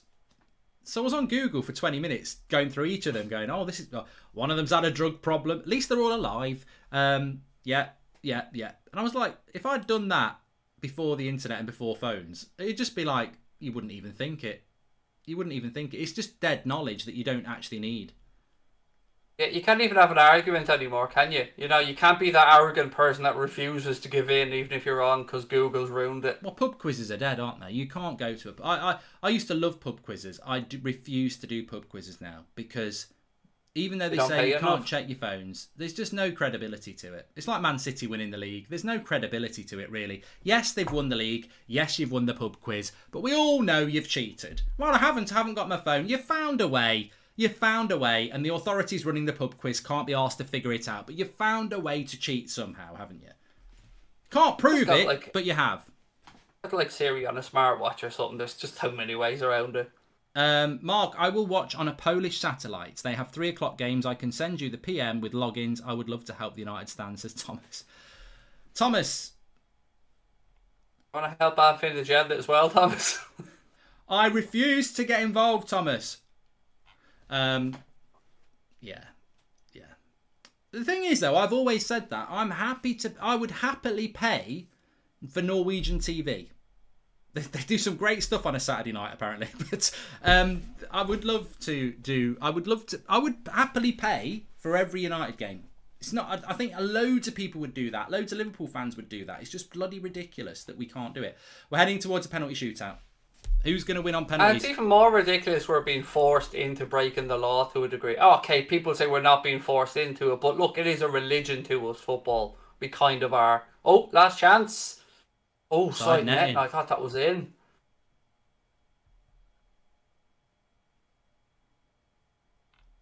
Penalty shootouts. Do you reckon this has gone as far as the Europa League final one? All the way to the keepers? I mean, that was something else that night. Yeah.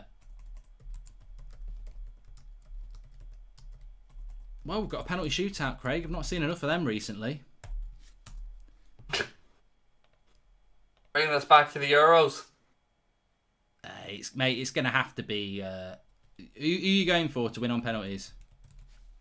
I'll always go for the plucky underdog. So let's go for Villarreal, to the form team with penalties. I think it's written in the stars. To be honest, they shouldn't have beaten Arsenal. They did. I'm not saying they shouldn't.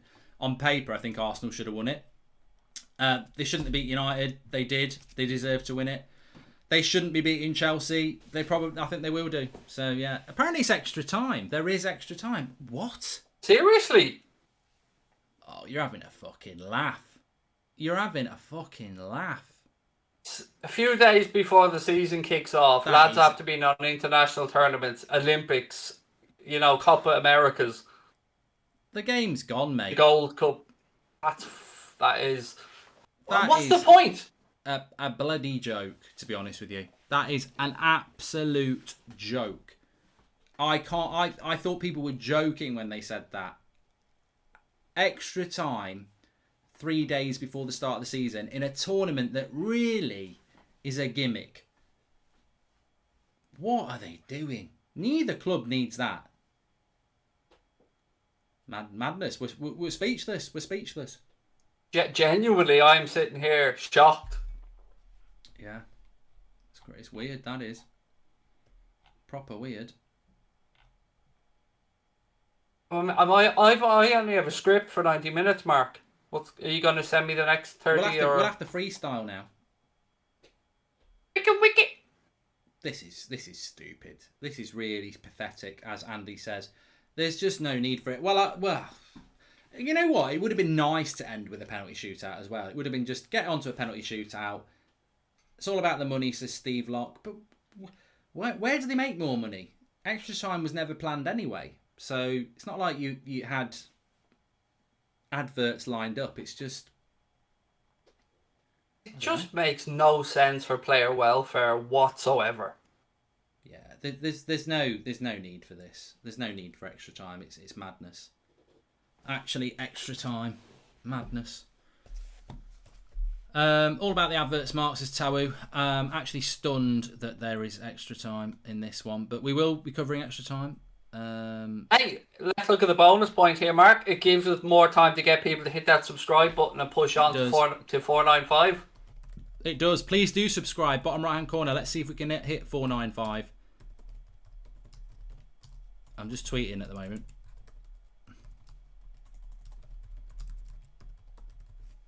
It is a disgrace that there is extra time. Player welfare just doesn't mean anything anymore, and I'm not pro player welfare normally. I think they get a lot of money and everyone's got a big squad, but I do think that Chelsea have got a massive game on Saturday at 3:00, and they're only just getting their season going. And whilst getting minutes in the legs is a good thing, too many minutes in the legs at the start of the season is not a good thing. So. Yeah. And we've already seen one player lost to injury in the game here in Ziyech. Yeah. So we're going to extra time here. Please subscribe, by the way, bottom right-hand corner. We're only 100 subscribers away from 495,000. So if you are watching and you haven't subscribed, please do. Bottom right-hand corner. Bottom right-hand corner. Don't click the top right-hand corner. It doesn't make Craig do anything funny.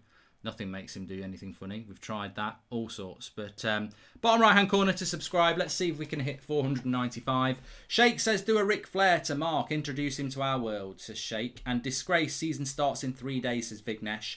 And pull up the fixtures for the weekend and give a score prediction for each one. Be more fun than this game. That's a good idea, Daniel. We will do that, actually. But yeah, I'd be pissed off if I was a Chelsea fan. I wouldn't be happy about that. But yeah, I like that idea, Craig. You up for a bit of that? Why not? Why not? Bit of score predictions for the weekend's games. So, Friday night, Brentford Arsenal. What are you going for? 2-1 Arsenal win.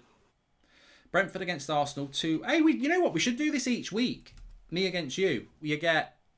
How do we work the point system for this then?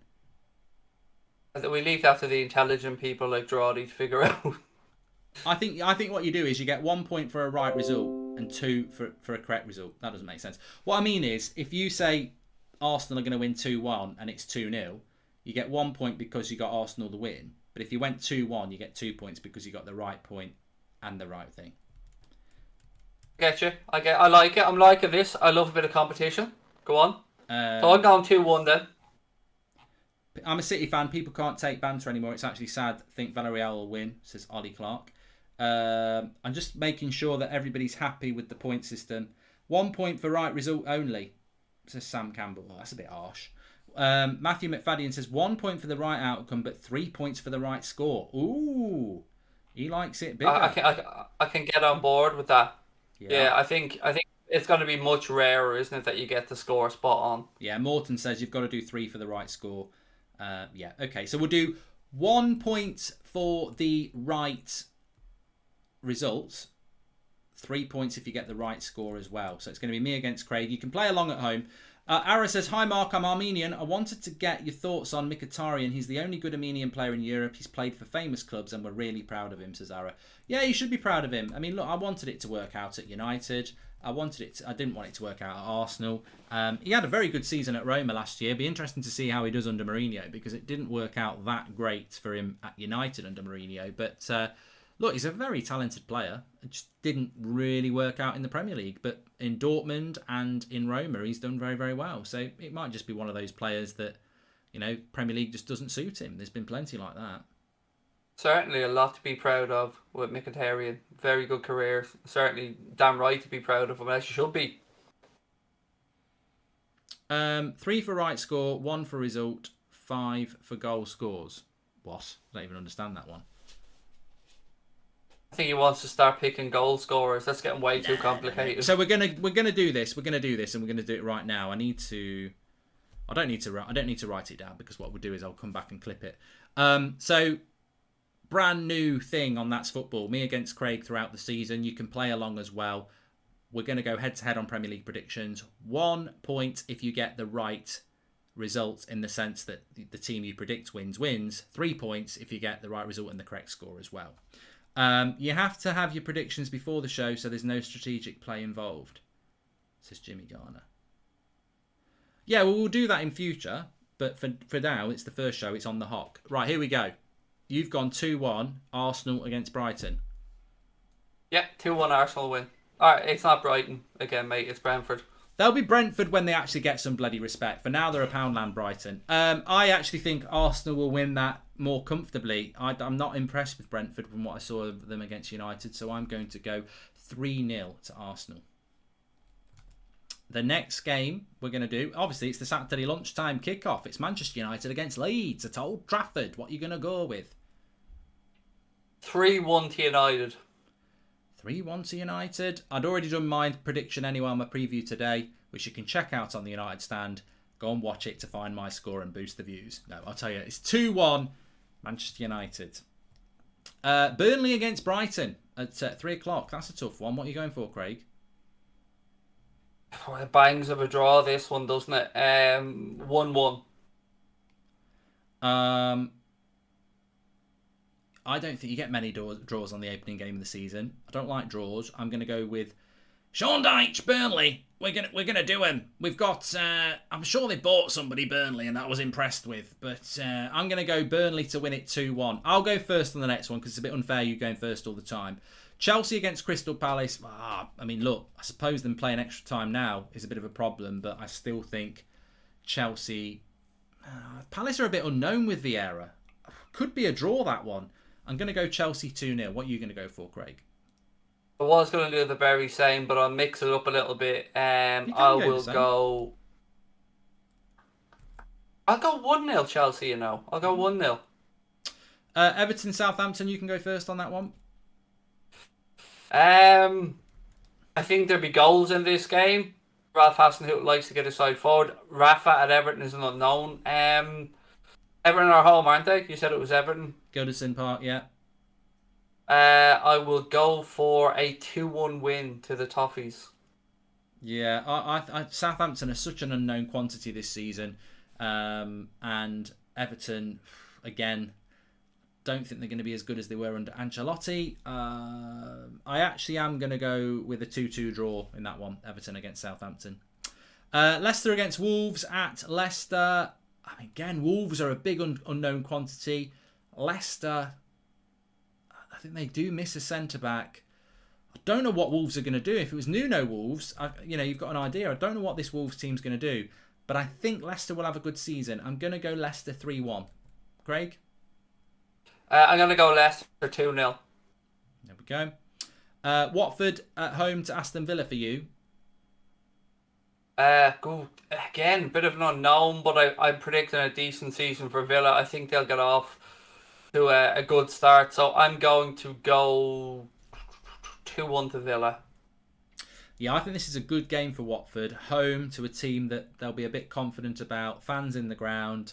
Boost of the opening day. They'll probably lose every other game, but I think they might get off to a good start here. I'm going to go 1-1, Watford and Aston Villa. And then it's your lads at 5:30 at Carrow Road, Norwich City against Liverpool. I'm going to go with...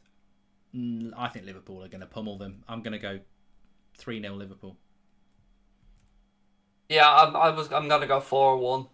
Yeah. 4-1 Liverpool. I mean, there's usually goals when we play Norwich. Yeah, Norwich play quite open as well, don't they? On to Sunday's games then. The first one is Newcastle against West Ham at St James's Park. Or, well, it's not that anymore, is it? It's the bloody... I don't know what they call it. Sports Direct? I think it's back to St James's Park, isn't it? Did they drop the Sports Direct? Either way, they're at home. Yeah. Your turn to go first on this one, I think. No, I did Norwich.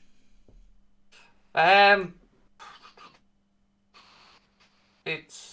I think 1-1. 1-1 Newcastle and West Ham. Yeah, it's a difficult one to predict that. I think... I actually don't think West Ham are going to be that good this year. It's so difficult. Newcastle. Yeah, I'm stuck on that one.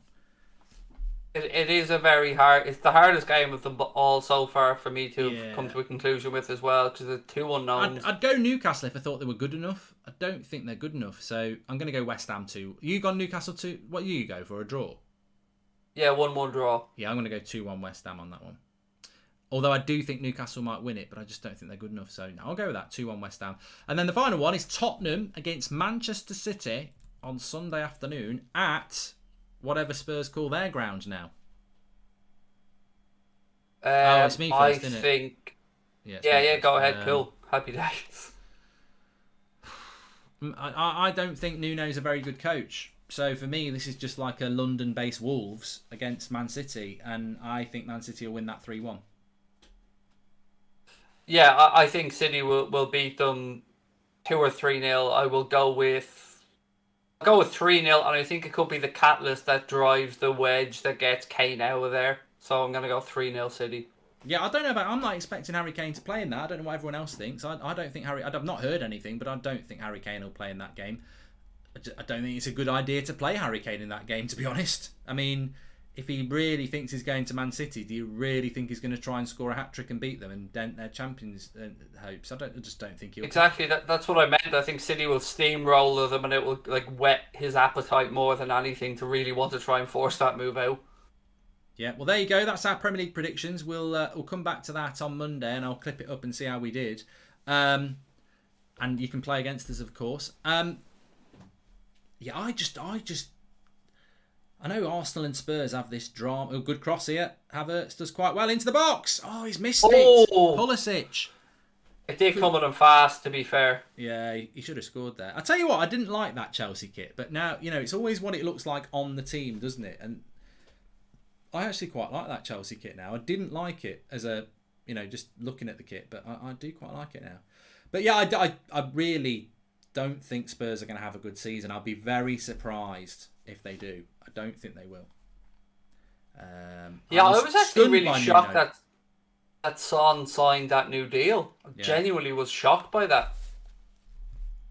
Chubba says, have you done a fancy Premier League team? I did do one last year and I just didn't stick to it.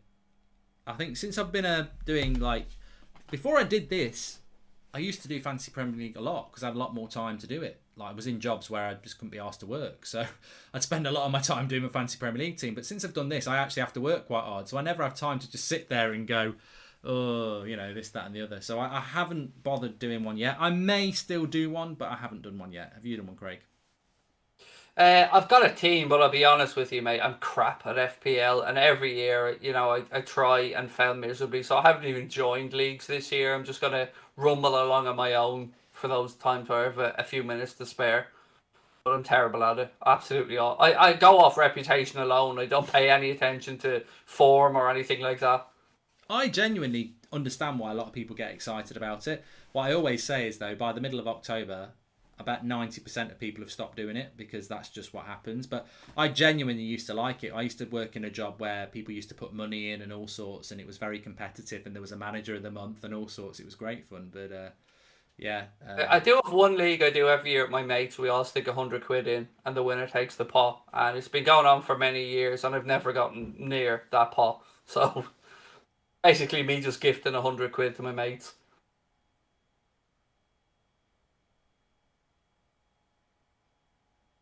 Here is well, look, this thing about extra time. They have to play half an hour to probably play a penalty shootout anyway. Apparently, Leicester have just signed Vestergaard. Yeah, well, a few people saying that. Yeah, there was talk of that yesterday. It seemed that they were looking at either Vestergaard or the guy that we didn't sign from Schalke, Ozan Kabak. They were two they were looking at there, and I tell you what, that's another good piece of business. It is, and I do wonder how much have they paid for him? Does anyone know? Brave move that from Southampton though. So Well, late in the window. they I don't know how Southampton's run, but I know some people were saying that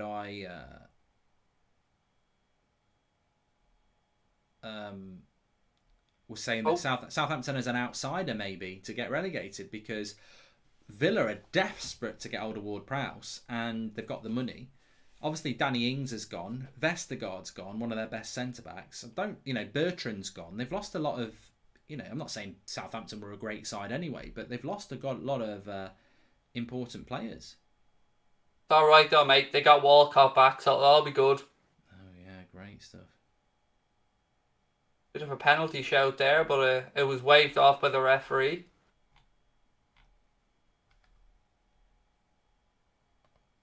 See, what would have made this interesting, even for a one-off, would have been to have the golden goal in the extra time of this. Yeah, that would have been good.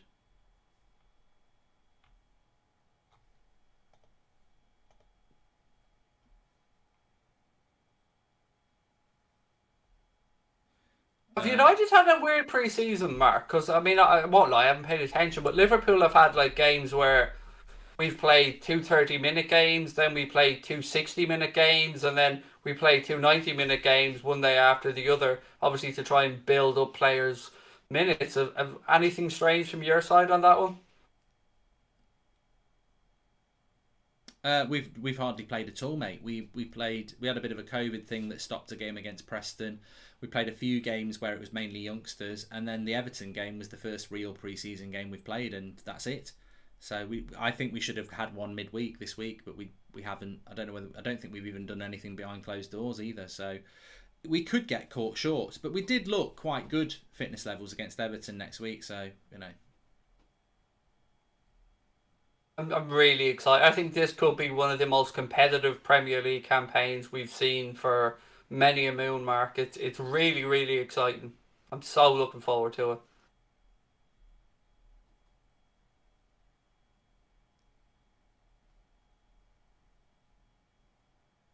Yeah, me too. I'm just trying to find a price for Vestergaard here. I don't know where. £50 million, apparently. There we go, Ahmed. Thank you very much. Mark, you can buy... 5-0 or 1-5? 15. Oh, okay. Nahi 23 Gaming says, Mark, you can buy via Play Sport from Sweden for £20 per month. It includes all the Premier League games this season. By the way, can you please say that Noah Johnson have signed for United with Jim White's voice? Breaking news. Oh, God, I don't know whether I can do it. I've gone a bit tired. Sky Sports News. Jim White News. Noah Johnson has signed for Manchester United for £5 million and a packet of quavers. Fantastic. There you go, Noah. It's actually for you. You're probably going to clip that, aren't you? Harry Redknapp has said he has talked to an insider at Spurs and Levy will not sell Kane, and Harry should know, I would think. He holds all the cards, says Gary Turner. There you go. Half time here and extra time. Do you know how I spoke with the other day, actually? Somebody who, was one of your lot with regards to being a United fan and doing impressions. Al Foran, and God, what a fun guy he is. Talented dude as well. Yeah. Well, I think we get on all right now, but we had a bit of an issue. Oh, no, he had nothing but good things to say about you, genuinely. He did. He did tell me that, of course, there's always run-ins with people on social media, but he's nothing but good things to say about the United stand, and I like him. He's a really good guy. I think his impressions are brilliant. Who will play most games, Henderson, Hendo, or David this season? Oh, that's a Man United question. Hopefully De Gea, but I don't know. I'm still baffled that it's even a question. Well, you and me both, mate. You and me both. But apparently, Henderson is actually suffering with long COVID at the moment. So De Gea should start the season. But the rumour was that it was going to be Henderson starting the season, which I just find ridiculous, really. If anyone knows the Carabao Cup draw, I don't think. United and Liverpool aren't in it anyway yet. The draw is for the shit Premier League clubs who aren't in Europe, isn't it? Arsenal will be in that, surely. I was looking at the Europa Conference League odds just for shits and giggles the other day, just to see who might win it and see if Spurs can actually get their hands on a trophy. And do you know what? I still don't have them as favourites to win it. Who's in it? Roma? Yeah, that's it. They're my favourites. They're who I think are going to win it because Mourinho's there and he does love a trophy. That is an app. I tell you what, I actually agree with Arsenal fans. They actually dodged a bullet. If you're not in the Europa League's worth being in, the Champions League's worth being in, definitely. But the Conference League, unless you really do want to just play some game midweek, which I can understand, that just looks like an absolute joke. I don't even blame Spurs. They're in. You can't refuse to finish 7th or whatever it was, but that is just a bad idea. That tournament's going to be gone very soon. In fact, I'm surprised the Premier League doesn't say we're not entering. Like, you surely you can just say we don't want to enter it. It's got awful Intertoto Cup vibes about it, doesn't it? It's and do you know what the real kick in the nuts is? So you go through all this hassle, playing all these games in mad countries at mad times. You win the competition, and your glory is a place in the Europa League the following year. Is that what you get? Yeah. They've not even said you can have a Champions League spot. Not even a last round of qualifying Champions League spot or anything. Just here, have a Europa League spot. That is bullshit, isn't it? They should at least say, like you say, you can have a last round of the qualifying for Champions League. Oh. But it's like that year when Everton finished in the top 4 and then they got knocked out in the qualifying round for the Champions League. They didn't even make it to the group stage. Yeah, I remember that fondly. It is ridiculous competition. It really is. Like it's yeah. I mean, look, it gives some Irish clubs some chances to play some European games. Which, touching on one of your viewers' questions earlier on about the Irish League, I mean, it is improving and structurally it's improving as well with the likes of the showgrounds and Sligo getting redone, Dalymount completely getting redone, Shamrock Rovers Stadium there in Tala, St. Pat's out in Inchicore looking to redo their ground. So, we're starting to get there, but like everything else, it has to start from the ground up, and the FAI has been run shambolically over the past 30 years or so. You need to get some good players. We're 10 subscribers away from 495,000, so please subscribe. Bottom right hand corner, we're only 10 away. Please subscribe. Bottom right hand corner, we're nearly at 495,000 on that road to 500,000. So please subscribe. Bottom right hand corner. Villarreal have broken it. Well, no, he's blown the whistle. Lionel's flagged here. This is going to penalties. This half an hour is just a waste of these players' energy, really. Arsenal are in the Carabao Cup. Ha ha ha. West Brom. That's that. You know your shit when you've got to play in the second round of the Carabao Cup. Yeah, it is. West Ham aren't in it. Leicester aren't in it. Pulisic. Oh! Has it got... corner. Oh. Mason Mount. That was in from that angle even. Good stop by the keeper. Oh, I think Villarreal are going to win this, yeah. I mean, they've got that. One thing I'd say about Villarreal, and it's a shame Emery never did it with Arsenal, they don't concede many goals. They hang into games really, really well. It's amazing. Did they push the button on Emery too soon? I don't know. I don't really care, to be honest. It is. He's gone on to better things, hasn't he? To say a fall from grace for Arsenal, I think, is even underplayed. But what gets me is the fact that a lot of the fan base, and again, I don't mean to be mean here, but a lot of them still think they should be in the Champions League where they are now. Realism hasn't sunken in for a lot of them. Yeah, I agree. Goldometer. I always said penalties, Mark Benson. I don't fancy a winner in this. I think this half an hour is ridiculous. I mean, it doesn't matter to me much, but for Chelsea, you've got a big game on Saturday against Palace, and a lot of these players will be playing in it. So I don't know whether... I presume Lukaku will play in that game. I think he'll probably get announced tomorrow. But it's weird, though. It is weird because I suppose Lukaku's probably had a bit of a pre-season, so they chuck him straight in. But Varane's not going to be involved for United against Leeds. Arsenal fans. Go on. What's the situation with your other left back? Not Shaw, the other guy you brought in. Yeah, is he got to get moved on? I've seen he was linked with moves away. He's injured at the moment. He's got a bad ankle injury, so he's not back until the end of after the transfer window. So he was definitely staying anyway. But and on the Pogba situation, how do you feel about this? Because from an outside perspective, I hate anything to do with the Mina Raiola circus. So I'd be sick of it at this point. You know, whatever your thoughts are about the ability of Paul Pogba, the headache alone would want me to get him gone at this point if I was a United fan. It's interesting, really, because I think United fans have become numb to the Pogba situation. Because realistically, every now and then you do get that whole, why is he still at the club? Why have we not forced him out? You know, he's definitely going to run his contract down. Why are we acting like twats? But we've become numb to it because I always knew he was going to run his contract down. It doesn't mean he won't sign a new contract, but to sign a new contract, we're going to have to make him the biggest ever earner at the club. And he doesn't justify that wage. He just doesn't justify 400 grand a week. But United are stupid enough to pay it because we paid Sanchez 450. So he might get the super contract at United and he might stay. But ultimately, you know, if you are in a situation where in a year's time, you know everybody's going to be offering you 400, 500k a week because you're free, are you going to sign a new contract? He's always going to run it down. Kuresh says, congratulations on 495, mate. Well done. Oh, we've hit it. Thank you very much, Kuresh. Thanks for the super chat.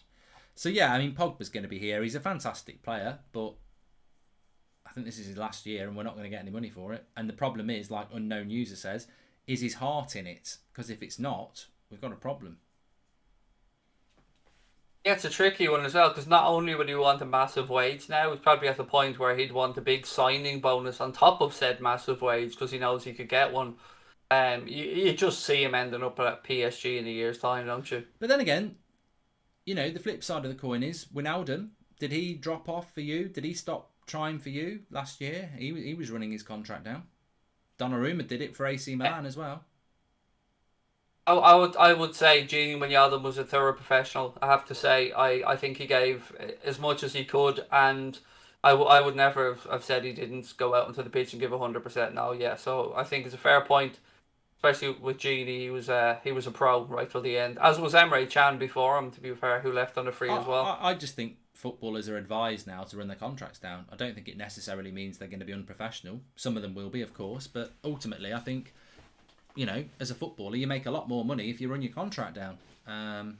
Which is why I've got no sympathy for Harry Kane or Declan Rice, who've got 3 years left on their deal, because, yeah, they want to move, but clubs are like, well, It's going to cost you. You know, you're not running. If you want to run your contract down, you've got 3 more years here. I was just going to say, do you think that's why we're starting to see more of these 6-year deals? Because even with Alisson at Liverpool, he signed a 6-year contract. Yeah, they've got to do it. They've got to do it. Chelsea on the attack here. Still 8 minutes to go. Alonso over the bar. Talking about the most competitive season ever and not having Arsenal in the title race as shake. 10 years ago, no one would have believed how bad they have fallen. Well, I think 10 years ago they were still shit.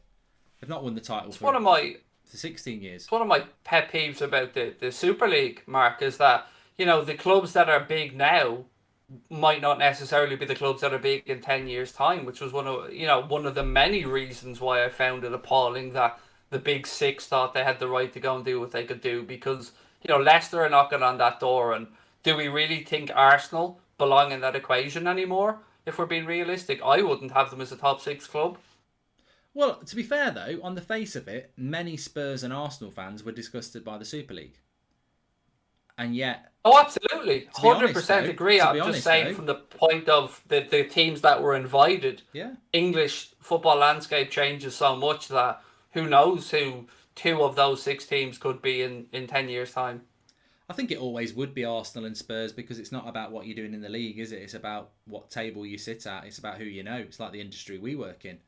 It's not always about being the best or the biggest. It's about who you know. And I think Spurs and Arsenal, they're sat at that big table, and Leicester and, you know, West Ham aren't, and you know, your Villas and your Evertons. All I can say is that fair play to the Arsenal and Spurs fans who were dead against the Super League, because ultimately, probably a bit of a meal ticket, really, when you look at it. The money you were going to make and how big a club you were going to be. But, you know, fair play, they just didn't like the Super League. Yeah, it was lovely to see everybody actually come together with the same morals and belief. It's against the whole ethos of why we love football and the competitive nature of qualifying and relegation, and it's just it goes against the whole environment of what we grew up watching and the way we love the sport. A few people in the chat saying that Locatelli's going to Juventus, and I could have told you that 2 months ago. In fact, I did. I know Arsenal were interested, but, you know, these Italian lads, Barella, Tonali, Locatelli now, all players that I'd love to see in the Premier League, but they so often will go from clubs like Brescia and I can't remember, was it Brescia, Cagliari, and obviously Sassuolo, however you pronounce it. They you know, Italian football's thriving, European champions, as we know. I'll tell you what though, I'll be very glad to get past this whole fucking extra time and penalties thing. I think I've had enough penalties and extra time to last me a bloody lifetime. Bring back league football. 90 minutes. If it's a draw, it's a bloody draw. Yeah, I'm so excited for the start of the new campaign. Oh, That's not going to be a corner. What has the keeper done? And it's offside. Offside. Keeper made some meal of that, didn't he? As you rightly said, Mark, at the very start of this, it almost feels like the most pointless half an hour of football that we knew was probably going to end up in a penalty shootout. Yeah, we've all got better things to do.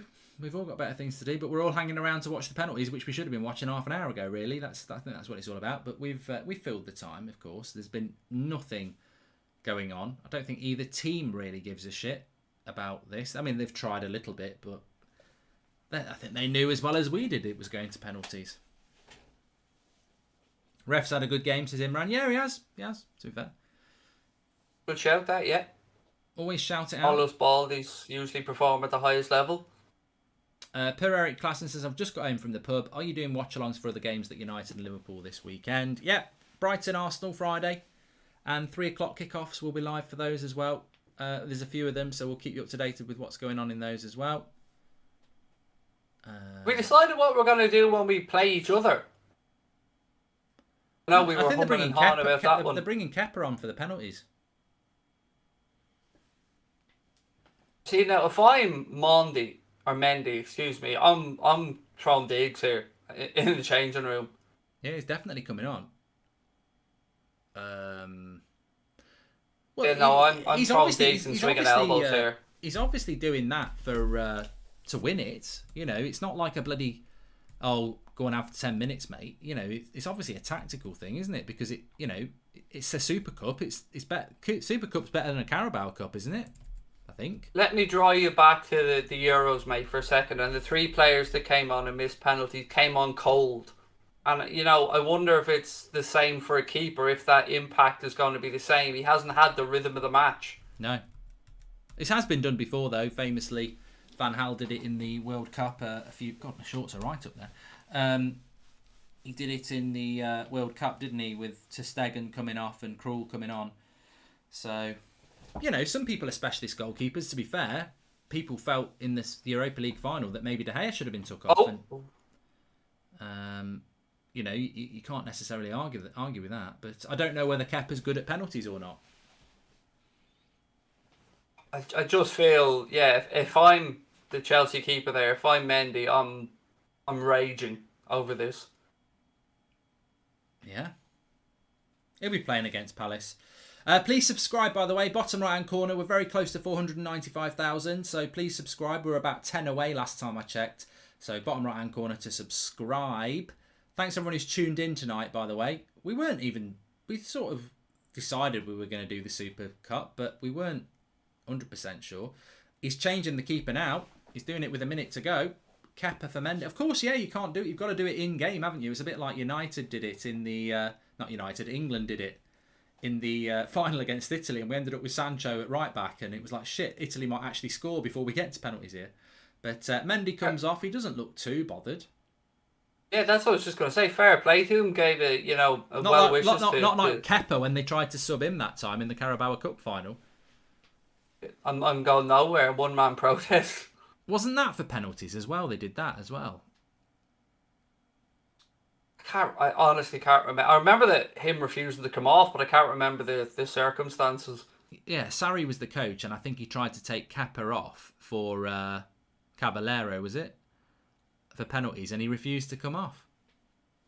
Oh, is there a chance here? It would have been hilarious. No. It would have been hilarious if Mendy said, "No, I'm not coming off."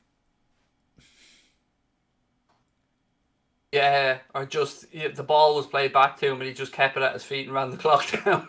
And of course, they lost the penalty shootout as well.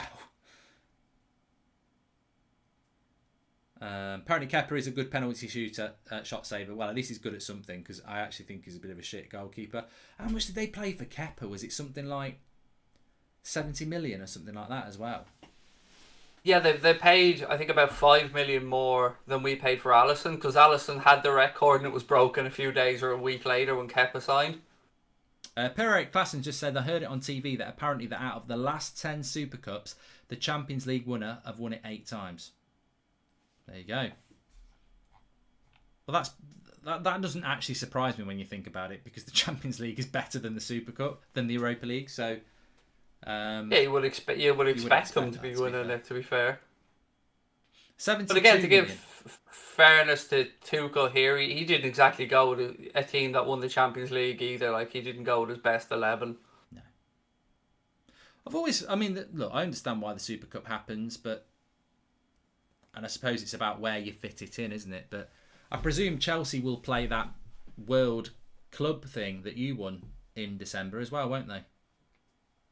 Yeah, that format is going to be changing in a few years, and I can't remember exactly when, but yeah, that was a massive disruption in our season, which basically cost us the chance of winning the League Cup. But we did go and win it, which was the first time Liverpool had ever won it, which was nice. But it means so much more to the South American clubs than it does to the European ones. So what is the format? You don't just play, because when we won it I think we won it in 2008 as well. I'm pretty sure it was just one game. But there's semi-finals is where the Champions League winners come into it. Before that, there are playoff games around before it. So I think that there's 6 or 8 teams in the competition. It gets whittled down to 4. You play the semi-final. We beat I think we beat a Mexican side maybe in the semi-final. Then we beat Flamenco in the final. Yeah. But yeah, it was 2 games for us anyway. There you go, Chelsea fans. You've got that to come.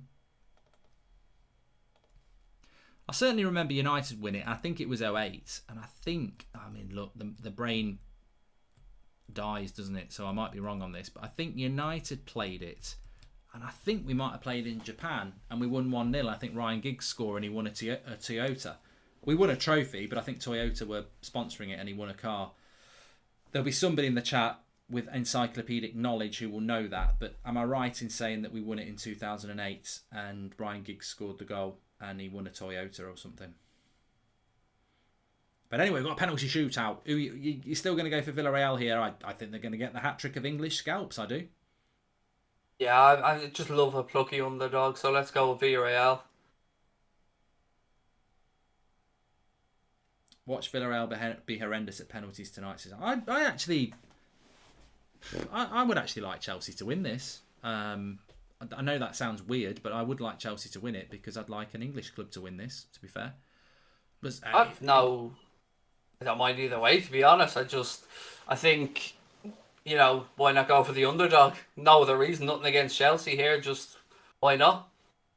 Apparently United lost in 2008 to Zenit, St. Petersburg. That must have been a very different format. I'm sure I remember United winning. That had to have been a Super Cup. How could Zenit have been in the Club World Cup? Yeah, we're talking about the World Championship Cup. I'm sure we won it in 2008. Somebody get in there.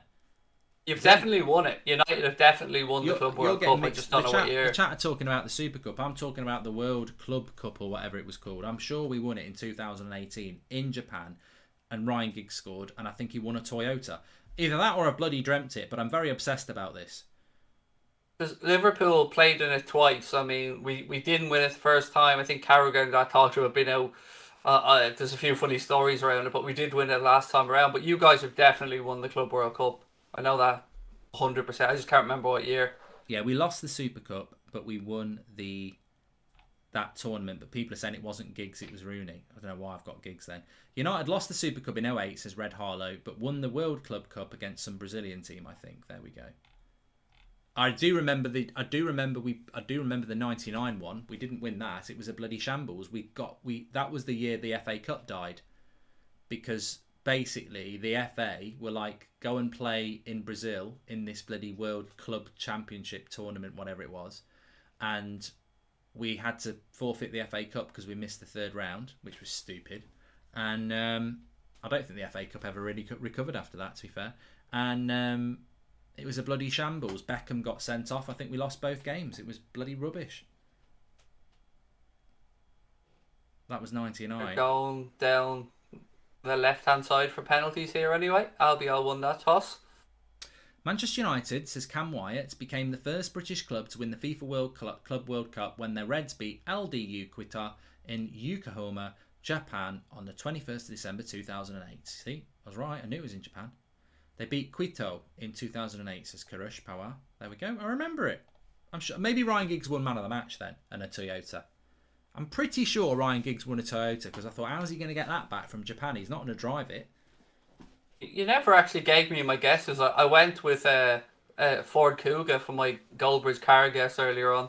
You'll find out soon. Oh, okay. So it's on a new. It takes centerpiece on a new series I've got coming up.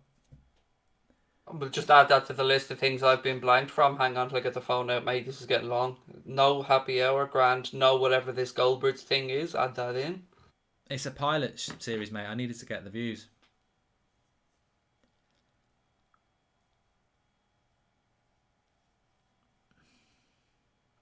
Penalty shootout. What better views could you get than me topless through a sunroof? A year of being on here, and you might make the second series. If I get a second series. Whatever the second series is, I know what it is, of course. It is only possible because of the brand involved. Get yourself over to Ireland and we'll do it around Ireland. That'd be so much more fun. To be honest, I'm actually really looking forward to it. It's going to be on the Goldbridge channel, by the way, everybody. And yeah, I'm looking forward to it because it's well produced. I could never produce it like that. So there's a little bit of money been spent on it by the brand. So you didn't even know what to call it. What to call a cameraman, mate. I remember that tweet. No. What you call them fellas that film stuff and all for you? Havertz.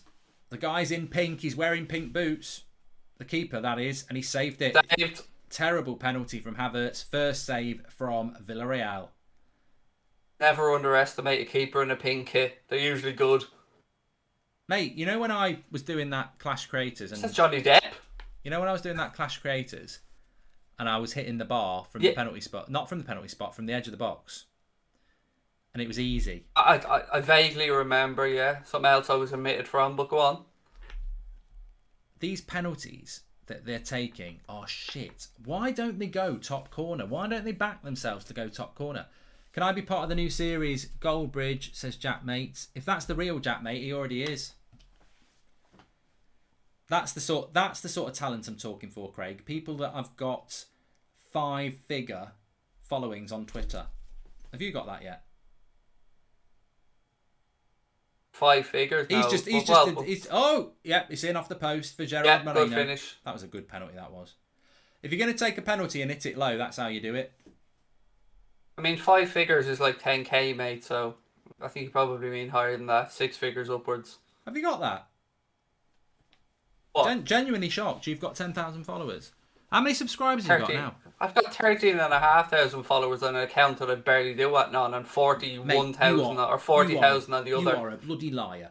You are always begging on Twitter. No, but I mean, it's only been an account I've come back to in the past while. Mate, well, 40. I don't know what you were like before, because you're never off Twitter. All I ever see is, please can I do this? Please can I do that? Aspilicueta makes it 2. Well, no, he's got 1. He's very happy with it. Again, I think these penalties should be going in the top quadrant.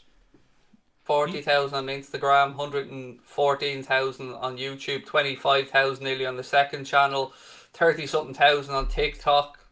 Big deal, Goldbridge. Definitely got you bothered there. Hi, Mark. Who do you think is going to win this shootout? Well, Craig's gone for Villarreal. I've gone for Villarreal as well, actually. But, you know, if you put a penalty in the top corner, 80% of them go in. This is Villarreal's second one. Chelsea have already missed one, so this would make it 2-1 to Villarreal. The actual stat Mark wants to say is if you put it above shoulder height, it goes in 80% of the time. That's right. And he's missed it. They all go low, don't they? I think, you know what it is? You know why they don't go high? Because they're scared that they'll put it over the bar. Yeah, absolutely. I think as a former keeper, a good tactic is to always go to the keeper's non-kicking foot side. It's usually their weaker side to dive to as well. Yeah. Well, if anyone wants to check out my Instagram, that's how to save a penalty. I did it on a bouncy castle. It's now level, anyway. But so many of these penalties that I hate the penalties that like we just saw from Havertz, and it's a little bit like Saka and Sancho in the England one, not in the bottom corner, and not at a very good height either. Very savable. Good penalty, Alonso. I feel sorry for the ones that hit the post. They're the ones I always feel sorry for. 2-1 to Chelsea on the third penalty there, Alonso. Aspilicueta celebrating here like it's another World Cup win. He slips as well, but he had the keeper sent the wrong way. Well, the thing is, look, Harry Maguire's not the most technical player in the world. His penalty was like, I'm just going to smash this in the top corner. Oh my God, mate. It was just the camera angle. There was a beautiful camera angle for that. It was like an arrow. But so many penalty takers place it, don't they? And he just smashed it. And he had the confidence that he was going to smash it accurately. And he did. That's why Ollie should have brought Henderson on, says Philip Burton would. Yeah, he probably would do again next time. There's nothing wrong with having a penalty specialist. Fair play to Chelsea. He's giving him a bit too much to our left here. Yeah, he's got it. Took him the wrong way. Of course, Jorginho is to come. He missed against Pickford. He doesn't normally miss at all.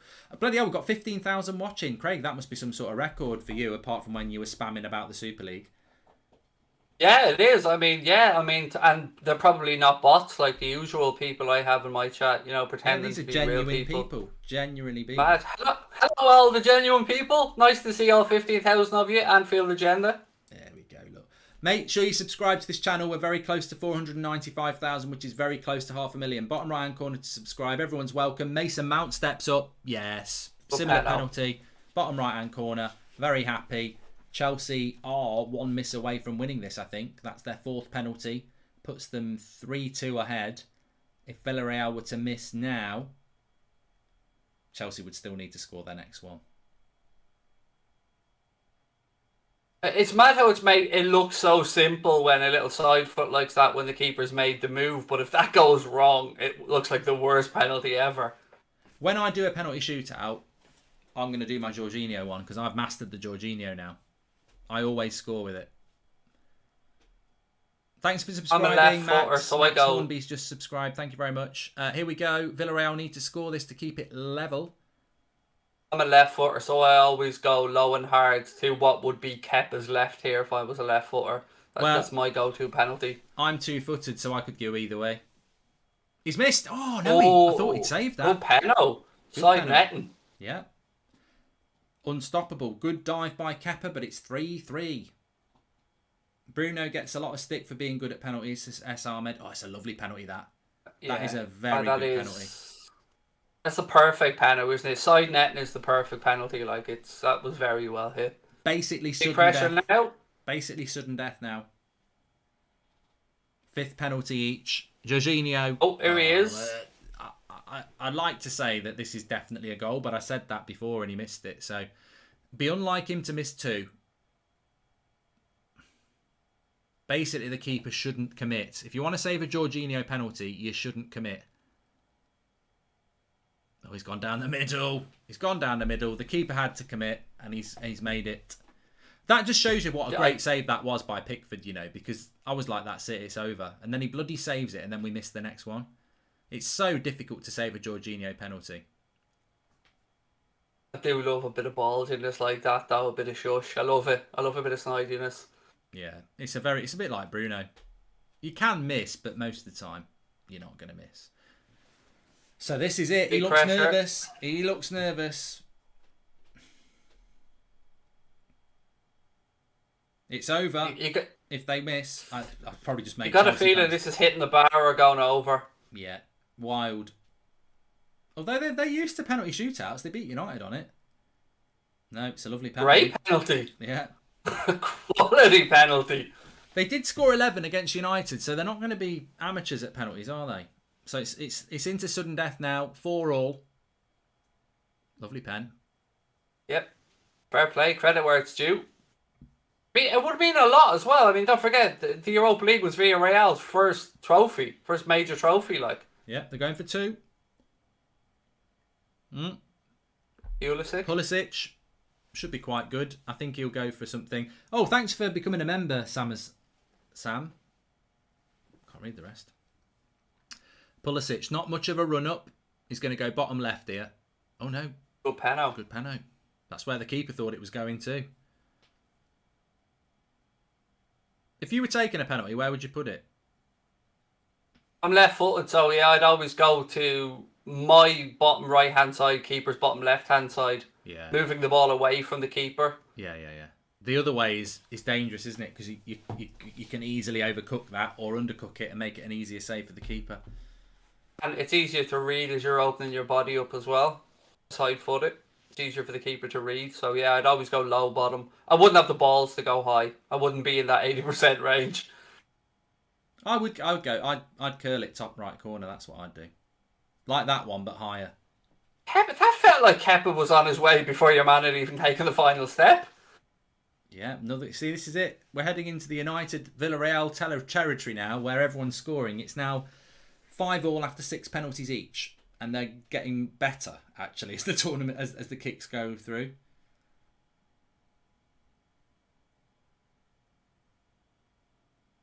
Please subscribe, by the way, bottom right-hand corner. I don't know what we're doing, but we are on the road to 500,000. So if we've gone past 495, that's great. Everybody's welcome, by the way. Rudiger's about to take this penalty. And it's a good one. It's a good one. That was like a FIFA penalty where you forgot to do something with the keeper. Yeah. Keeper doesn't move and you just move it a little bit off centre. It's very central, but it's enough not central for the keeper not to go near it. But we are doing Brentford versus Arsenal as a watch along. The 3 o'clock's on Saturday, and obviously not West Ham.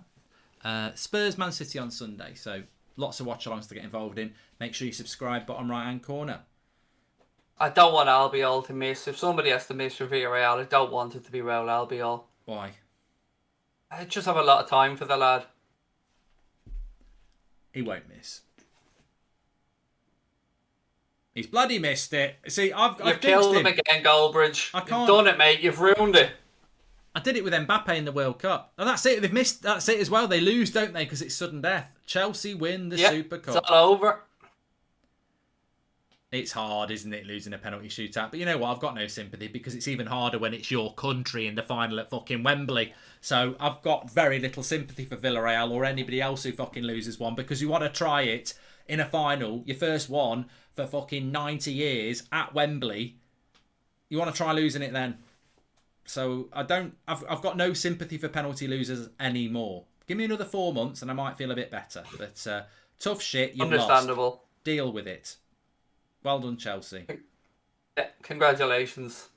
Look, they're celebrating fair play, and look, as we said, it worked out. He made the change for the keeper, and as you said, if it works out, it works out, and it did work out for him. Do you have to win the Super Cup to... No, you don't. You don't have to win the Super Cup to play in that World Club thing, do you? The Champions League winner goes in that, no matter what. Yeah, Champions League winner automatically goes in. Yeah. Well, it's another trophy for Tuchel, Super Cup, and the Super Cup does have a bit of gravitas to it, doesn't it? I would say the Super Cup it's not like a European Community Shield. I think the Super Cup's definitely bigger than the Carabao Cup. Where would you say it's bigger than the FA Cup? I would, yeah, I would. I'd certainly celebrate a Super Cup win. I won't lie to you. It's a competition that if Liverpool win, I'm always really, really happy about, and I not begrudge Chelsea fans one bit be celebrating winning it. Yeah. Now they've got to play that tournament mid-season. Well, they will have to play that anyway, says Lee Taylor. They will.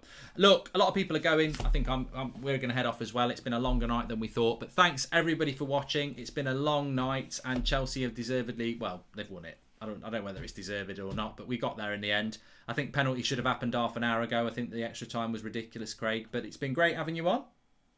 Yeah, it's been a pleasure. And look, here I'm looking forward to a new season. And again, thank you to everybody for the warm welcome, and congrats to Chelsea on their win tonight.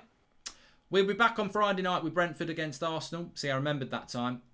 Speak to you all in a bit. Make sure you subscribe. Enjoy your evening, day, or whatever you're doing. And I'll be back tomorrow on United Stand. And I'm sure Craig will be back on Anfield Agenda very soon.